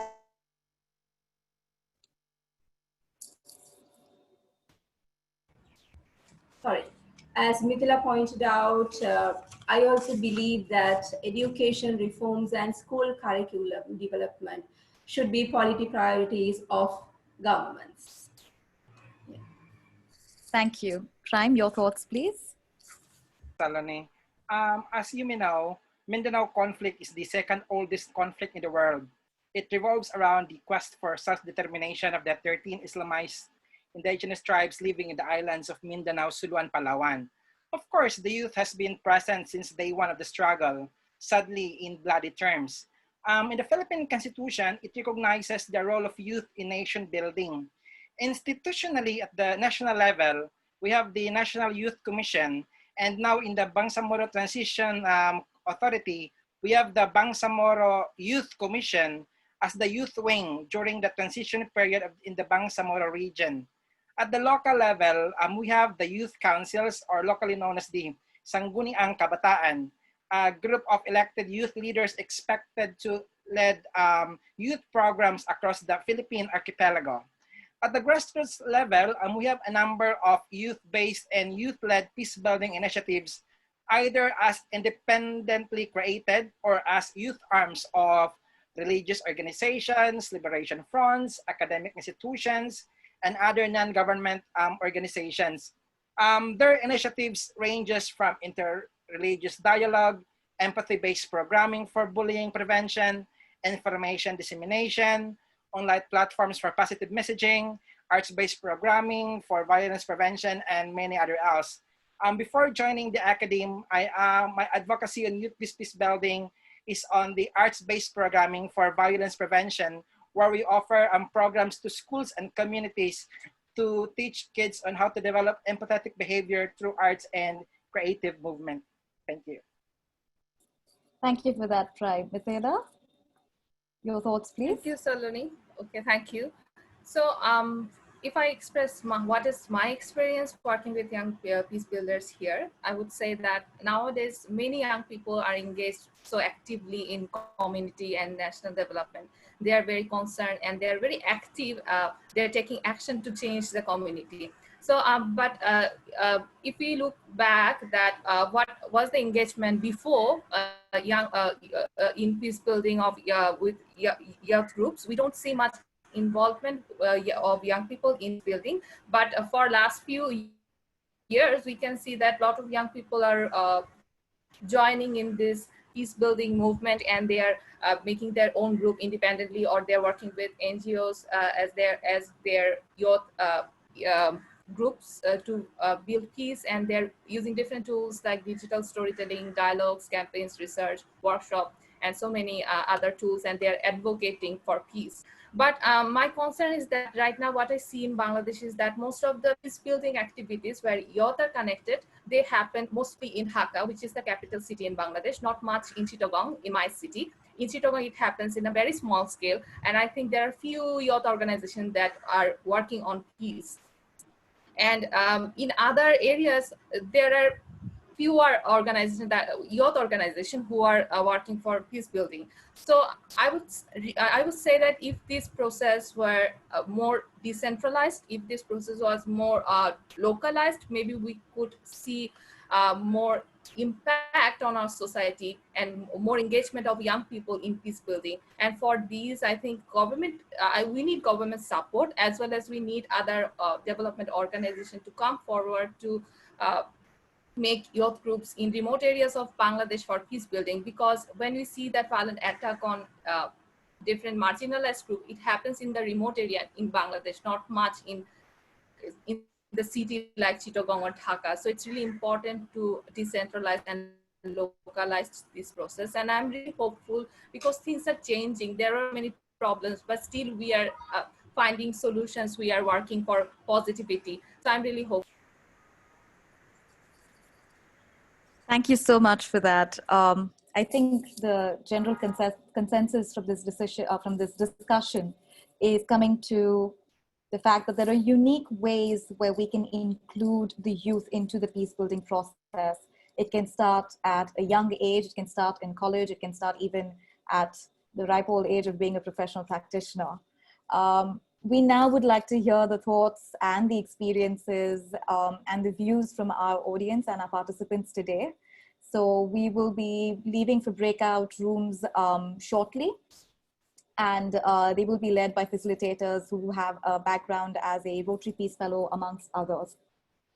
The two main questions that we wish to address during these breakout room is to talk about what can we do to enable young people to be more effective as peace builders.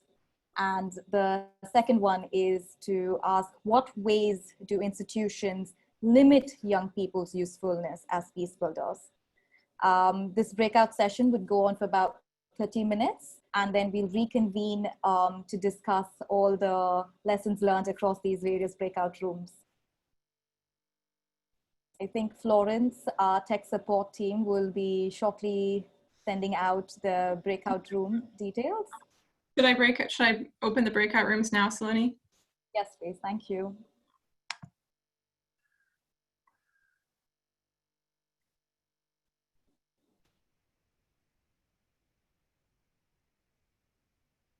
So the breakout rooms are open. You should all be receiving a note to join your breakout room.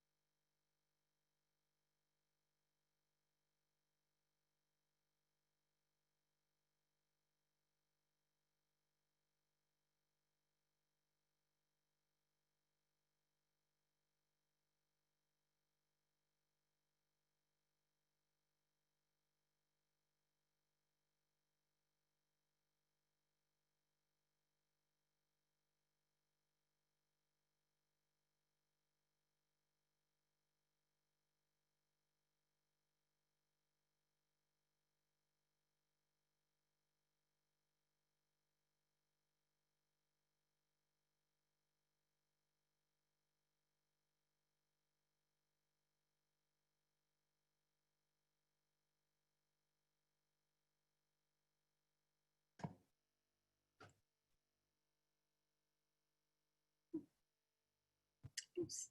Hello. Just wanted to check, did you guys were you not able to join your breakout group?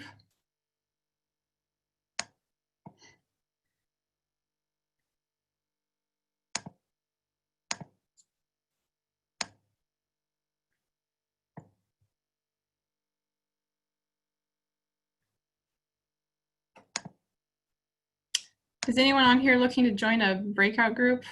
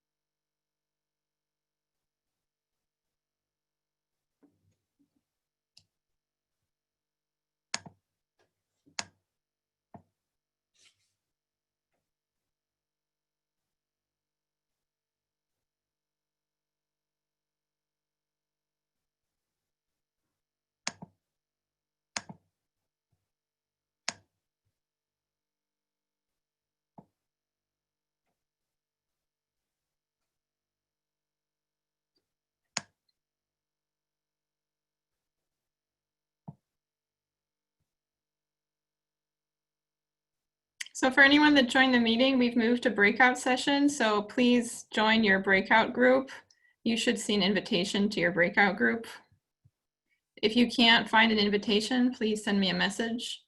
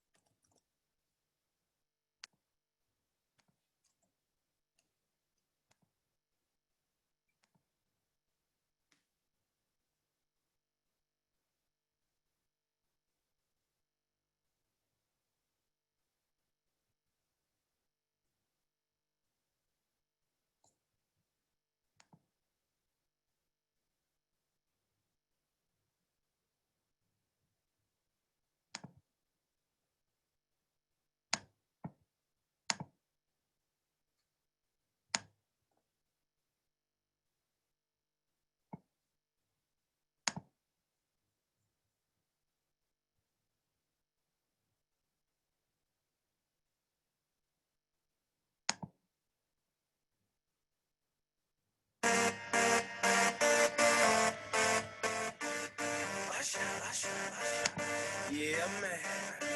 So we back in the club with the bodies rocking from side to side, side to side.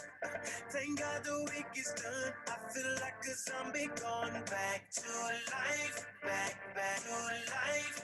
Hands up, and suddenly we all got our hands.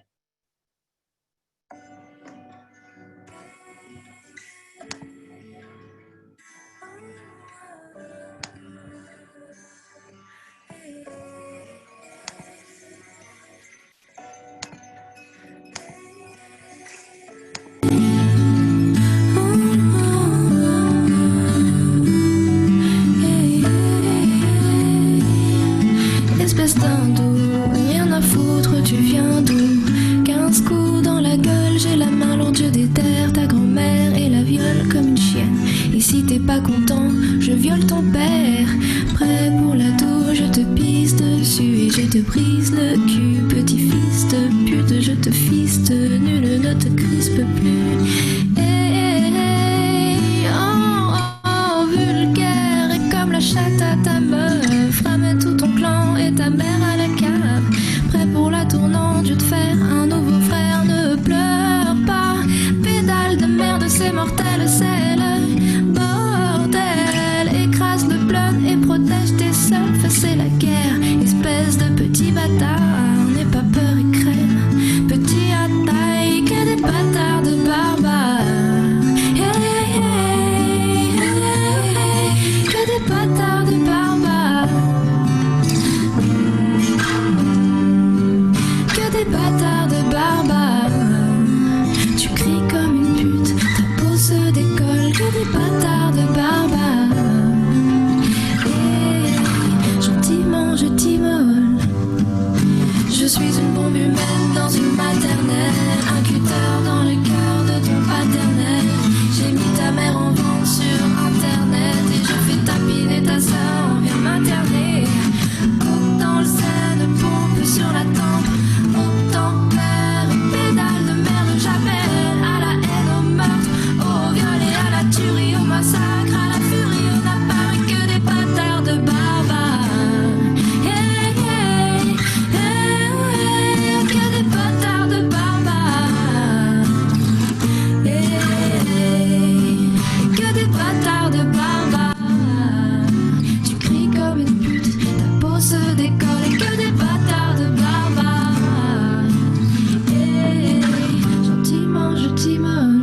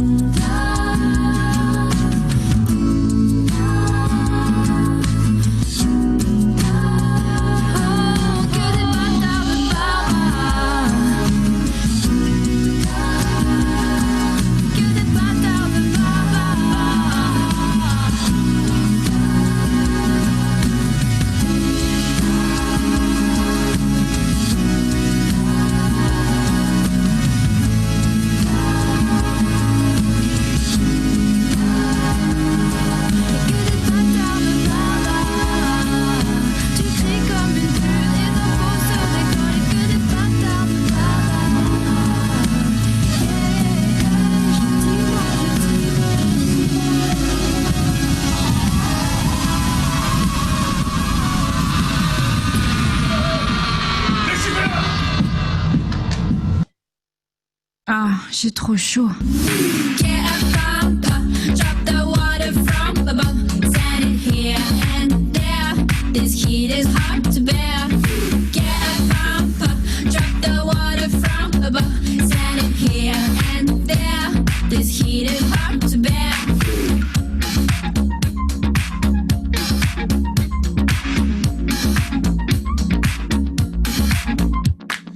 I'm so easy to air, so hot. Beads of sweat running down my back. All my friends are made of wax. Moving slowly, they all male. Needs a fan in the heat so hot. Wind so heavy, the beast can't fly. What can stop it now? What can stop it now? What can stop it now? now. So let's get a bumper, drop the water from above, send it here and there. This heat is hard to bear. Get a bumper, drop the water from above, send it here and there. This heat is hard to bear. If we don't move, then the sea's gonna dry. All the walls of the town's gonna crack. Some of us are stuck on chairs. Well, then to them they gon' die. All these trees begging for some water. What can stop it now? Find this truck, baby, I'm gon' drive. What can stop it now? What can stop it now? What can stop it? So let's get a bumper, drop the water from above, send it here and there. This heat is hard to bear. Get a bumper, drop the water from above, send it here and there. This heat is hard to bear. So let's get it, get it, get it, get it, get it, get it, get it. So sick, sick, sick, sick, sick, sick, sick. So let's get it, get it, get it, get it, get it, get it, get it. So sick, sick, sick, sick, sick, sick, sick. Let's get a pumper, 'cause we need a pumper. Gotta find it, catch it, ride it like some kind of jumper. Get down to your underwear, 'cause this heat is hard to bear. Oh, the rain is gone, come. This rain is gone, come. So let's get a pumper. Wanna see it from above. You can get it, feel it, drive it like a fireman would do it. Drop the water here and there on my t-shirt, on my hair. Sing a prayer, hit the drum. The rain is gone, come, and this heat is hard to bear. This heat is hard to bear. Let's get a pumper, just get a pumper. This heat is hard to bear. This heat is hard to bear. Just get a pumper. Let's get a pumper. This heat is hard to bear. So let's get a pumper. Drop the water from above, send it here and there. This heat is hard to bear. Get a pumper. Drop the water from above, send it here and there. This heat is hard to bear. So let's get it, get it, get it, get it, get it, get it, get it. So sick, sick, sick, sick, sick, sick, sick. So let's get it, get it, get it, get it, get it, get it, get it. So sick, sick, sick, sick, sick, sick, sick, so sick.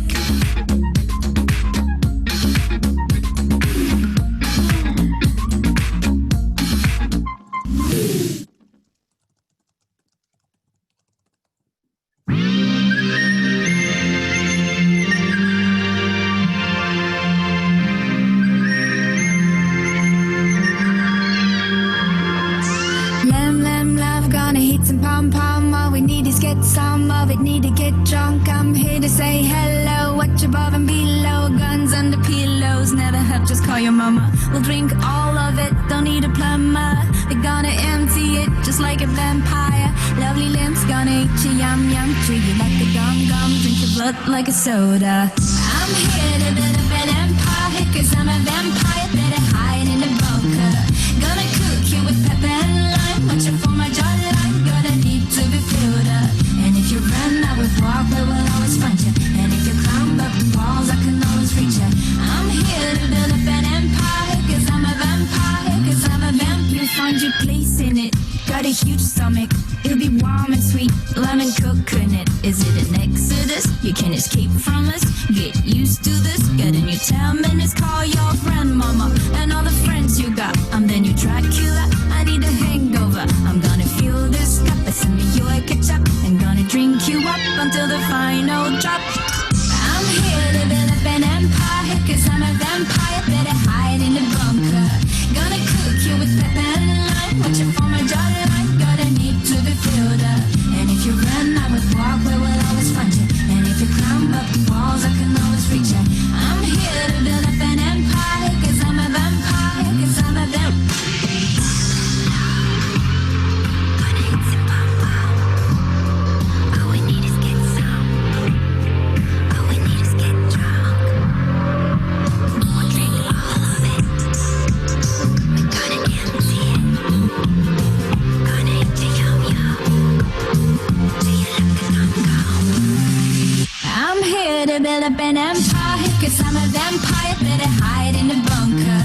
Gonna cook you with pepper and lime, watching for my jawline, got a need to be filled up. And if you run, I will walk, I will always find you. And if you climb up the walls, I can always reach you. I'm here to build up an empire, cause I'm a vampire.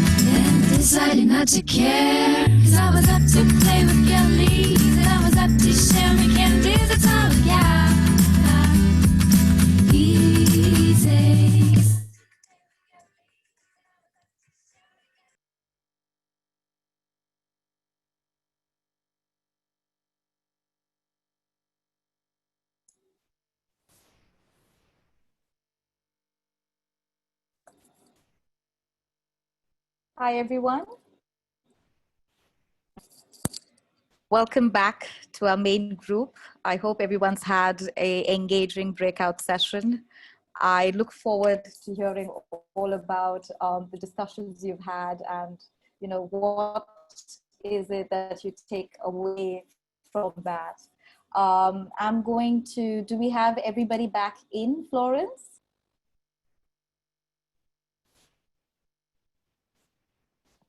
So Spencer Yes, is now the yes, host. Yes. Ah, okay, sorry. Yeah. I think all the people are back now. Okay, super. Thank you so much, facilitators. And our next agenda item is to look into what each group discussed and if we could report on one notable point that came out of the discussion. So I'm going to go to group one and break out group one, and if we could have someone talk about that briefly.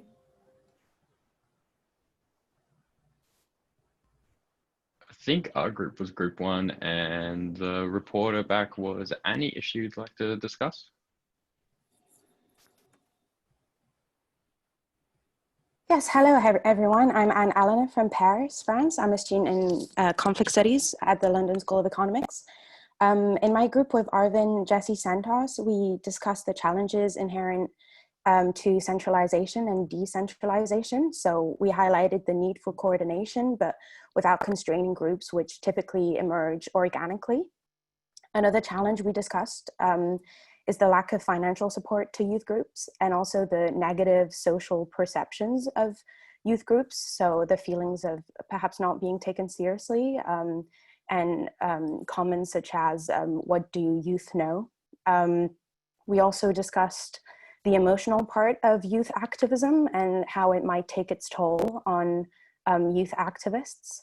And then finally, we discussed the kind of major gap that exists in relation to youth movements in the academic literature, and perhaps the need for more empirical and theoretical research in the academic literature with regards to youth movements in local peace building. Thank you. Thank you for that. If we could have someone from the breakout group.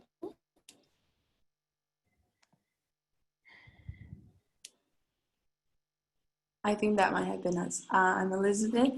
Can you hear me? Yeah. Great. Okay, yes.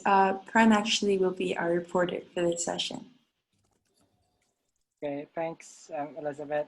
In our group, we first talk about that institutional barriers of people's engagement are not the only form of barrier, but also goes into socio-cultural and other barriers that limit youth participation, and then go towards a discussion of how to finding space to augment youth engagement, and that there are some youth communities, especially in traditional societies, wherein how the young people use diplomacy to advance their agency and to advance their agenda, especially in societies managed by the adults.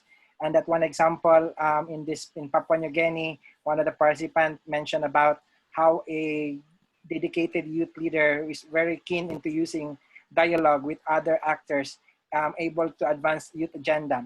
And then we further discuss about the question of what is considered young.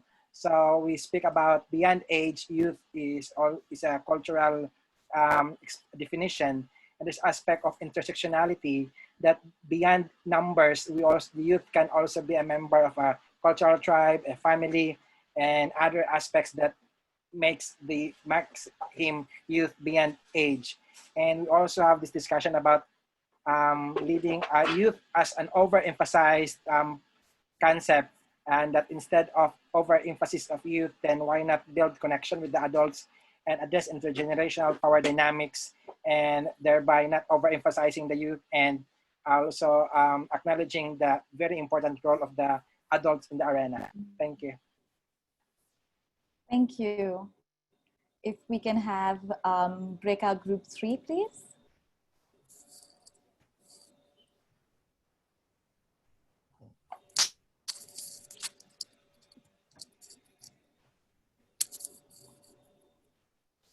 Okay, I'm not sure. I think that might have been us. So I think we had Edwin reporting. Edwin?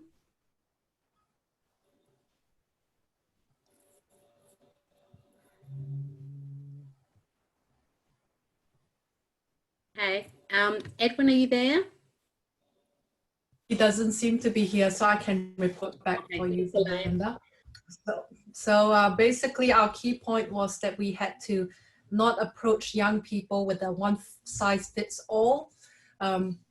Young people are diverse, and even young people in the same community, same gender, same religion are diverse. So we have to, including all the different points we said, be personal and relational, not just do more programs and projects and think that it will solve things, because if you don't have a relationship with people, it's not going to change hearts, and hearts need to be changed if you really want lasting change. So being relational, and I think that was it, Belinda. My mind just went blank. Thank you so much for that. If we can have someone from breakout group 4. Okay, Mike here from group 4. It was a very small group. There was just 3 of us, so we actually had a lot of time to discuss this. We discussed first impediments on making young people effective peace builders is that, one, there's no space and recognition for young people and their abilities. Some cross-section of adults see themselves as more knowledgeable or wise. Young people, number two, young people are considered mainly as audience, or worse, as the problem and not part of the solution. And finally, as an impediment, there's lack of access to credible information and even equitable education for a lot of young people, especially those coming from indigenous communities. As for action points, there's a need for respect and recognition that young people have unique capacities and are part of the solution and not just audience or targets. We need to allow young people to have a voice in various processes and institutions, both political and social. We need to harness the passion of young people in activism as exhibited in their leadership in school strikes for climate action. And finally, we need to create programs to help young people use technology not just as a space to rant, but also as an avenue to further self-development. That's all from Group 4. That's great. Thank you so much for that. Anyone from Group 5? So I'm from Group 5, and we didn't have any facilitator, unfortunately. So, and we were only 3 people in the group, but it was a very nice conversation. So from our group, we are 3 people from 3 different regions, Bangladesh, Afghanistan, and Hong Kong. So we have found that in young people in every countries are marginalized. Nobody wants to hear young people, and there are a generation gap, and there is a gap in our perspective in different generations as well. That is limiting the space for open dialogue for peace building in every countries. So for that, the solution is, if we want young people to enable to be a better peace builder, we need support from government and authorities. And young people has lots of potentialities, and for this, in both countries, there we need investment, and we need support and better facilitation education in peace to make them better peace builder. Thank you. I was part of Group 6, and we were 3 people as well, but it was beautiful, engaging discussion, and Remy would be able to throw further light on it.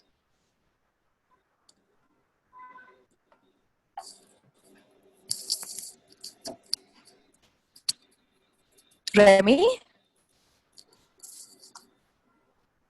To unmute. Hi there. Well, in our group, there were only 3 of us, but we have an interesting discussion. But all in all, we just want the youth. We should engage the youth, include them in peace building, and not have that generational gap, which we think it's like the number of years. I don't believe in that. Like I told my group, I was a teenager when martial law was declared in my country, and I did not have any voice. If you say something, you're an activist. And at that time, activism has a negative meaning. That means you're against. So I didn't have any voice. So I told my group that at this point in life, the youth, although we call them youth, they have good ideas, if not better, and we should welcome them. We should listen to them. Let them engage in the peace building, and not just, put them aside thinking, oh, you don't have the experience, so we should not listen to you. I do not believe in that. I went through that, and at this time, I encourage youth to voice up their ways of peace building peacefully, not violently. Be patient and all that, and people will listen to you. That's what we, peaceful dialogue. That's all. Everything can be solved through peaceful dialogue. Thank you. Thank you for that. Group number 7.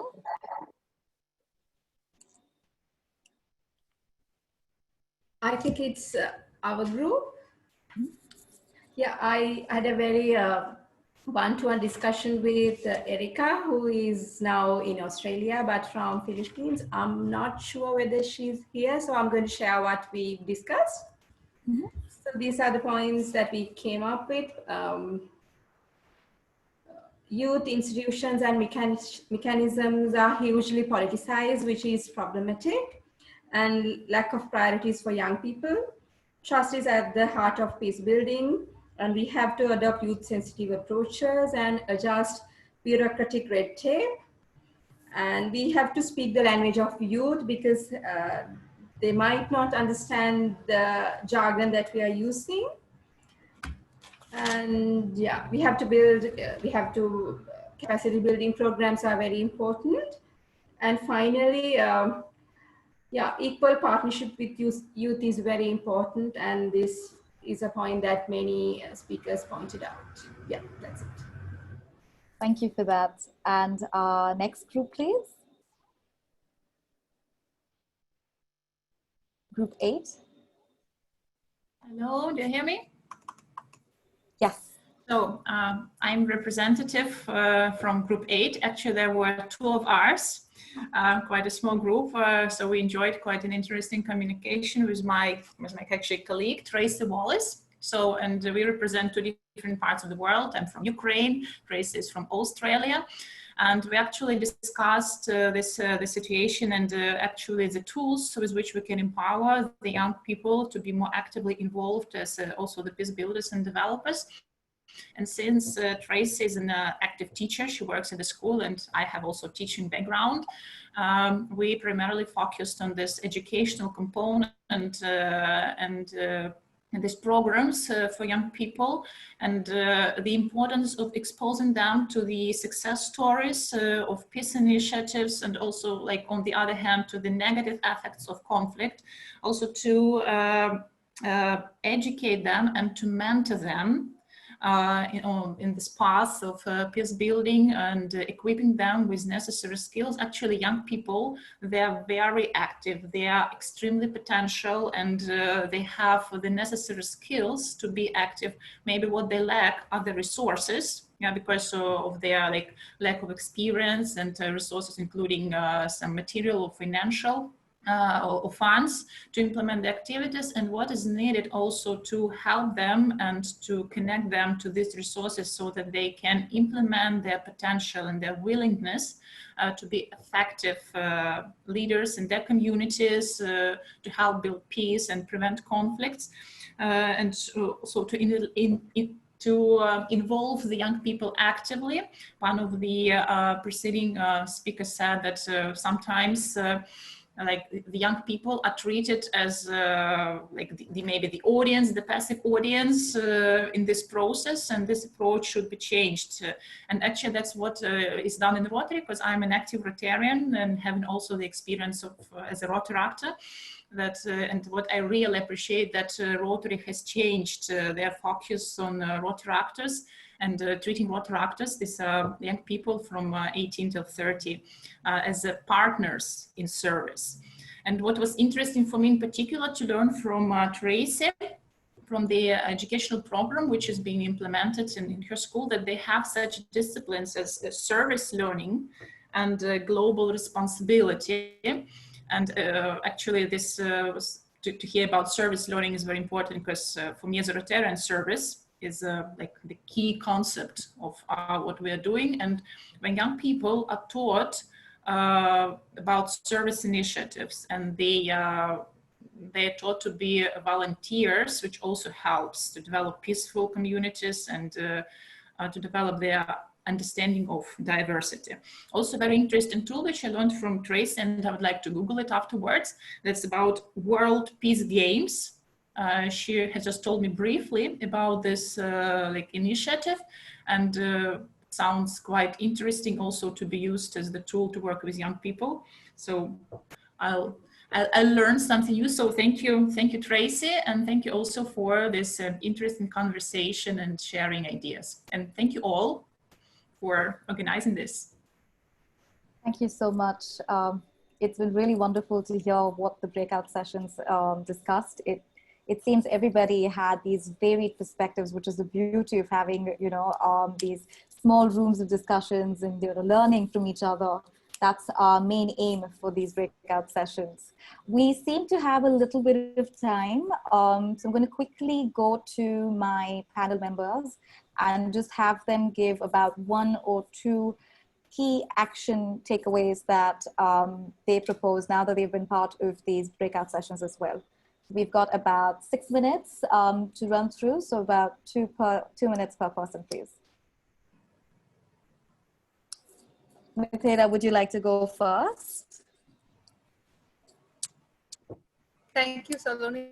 So what I discussed in the breakout room, and also from my experience as I'm a student of education and I'm working in this sector from 2016 as a youth member of this committee. So I'd say that from different parts, from different countries, we have learned that there is not enough resources for peace builders, young peace builders, and there is no enough peace education there as well that would help them to understand the concept of peace, violence, and to analyze the whole situation very deeply.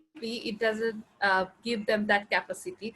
So it's really important for all the country, I think, to think about peace education, how they can implement this in their curriculum, and also how they can provide better facilitation and better education for young people on this topic as well, because peace is now a diverse concept as well.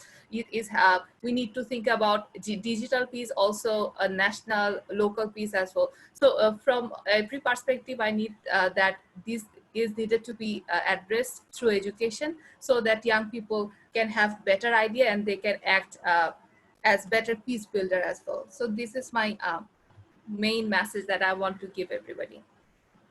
Thank you so much for that, Mathilda. Prime, would you like to go next, please? Sure.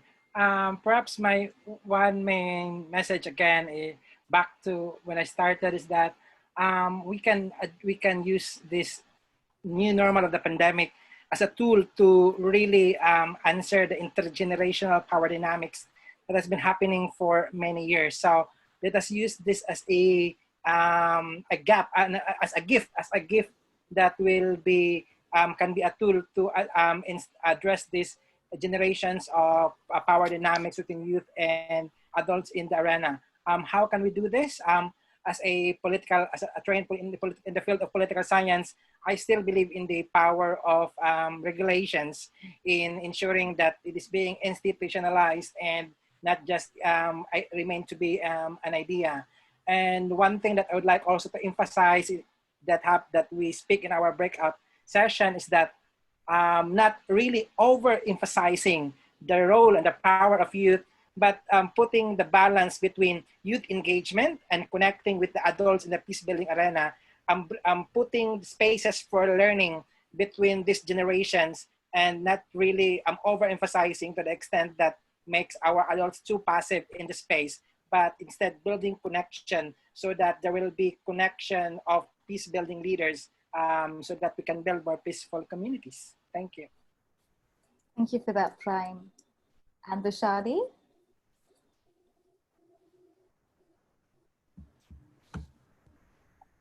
Sure, Saloni. And 2 things that I'd like to emphasize is that we need to speak the language of youth, and we have to be appealing to youth and avoid academic jargon, but not in a patronizing way, but just to ensure that there's meaningful communication.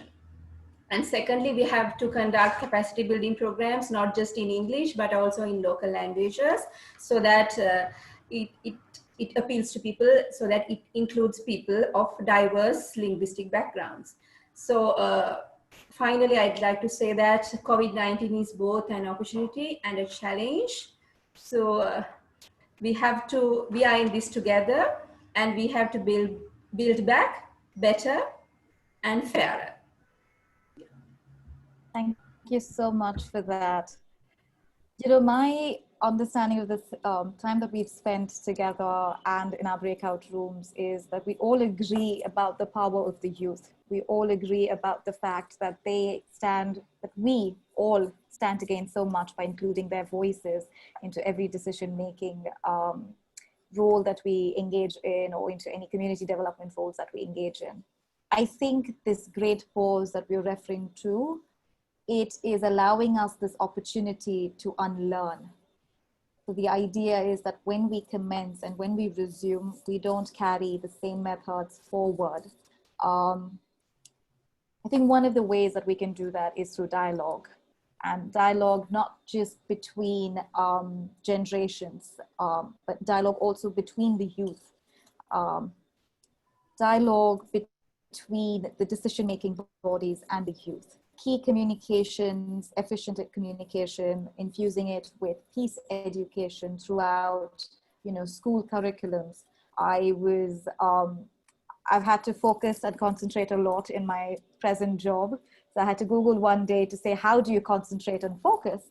And one of the things that came out was, well, you've been actually studying for the last, throughout your whole school, and you've been in education, but never were you taught on how to focus and concentrate. I came from a family where every day I was told, Saloni, focus, Saloni, concentrate, Saloni, do this, but I was never taught how to do it. Does anybody want to show me how to do it?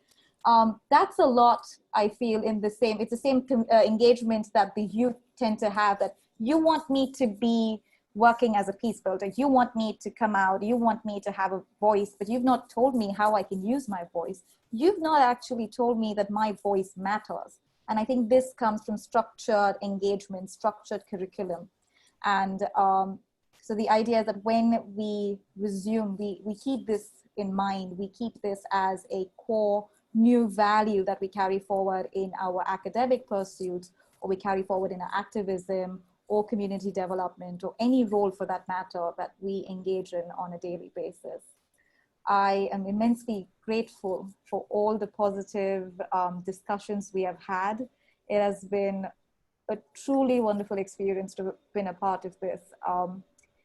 Our speakers have shared so intimately and so articulately about their varied experiences that it's enabled us to get a more regional understanding. They also represent diverse backgrounds, which has helped us gain further insights. I'm grateful for that. But I'm also really grateful for the audience today that have truly engaged, that have voiced their thoughts and their opinions, and have come out with wonderful, diverse toolkits that we can use. And I'm confident that we're going to carry this forward. We're going to carry this discussion forward. We're going to carry these thoughts forward into our next future steps. If there's any question that any of our audience would like to ask, I've got about 3 minutes to go. If there's something pressing that somebody would want to raise right now.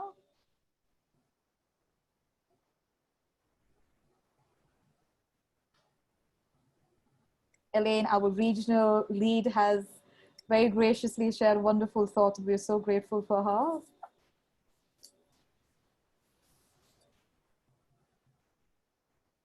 In my group, we were all impressed by your individual stories.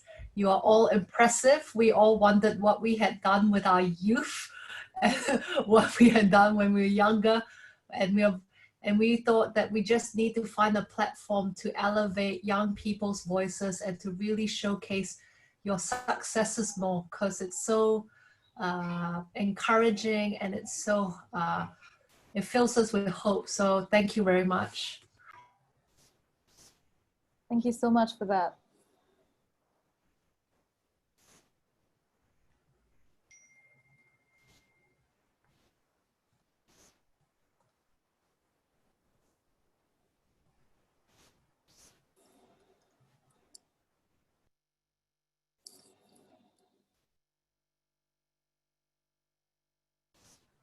Yeah.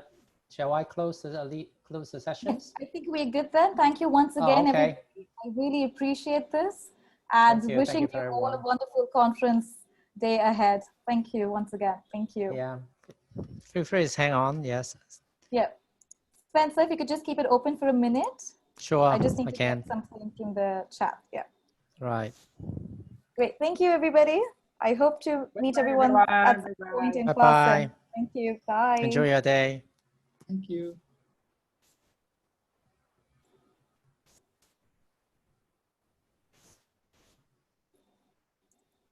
I'm just trying to get the chat.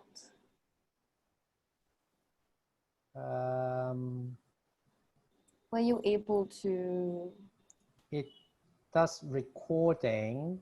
I need to go to the accounts to grab the text. Do you want it now? No, I just want to be sure that it's there, that I can get it. I've saved the chat. Because I wasn't able to do it for some reason. So do you? The chat? Yeah, the chat. I've saved it. Spencer, you want to stop the recording? Yeah. Oh, yes, stop the recording. Thanks a ton for that, Elaine. Thank you so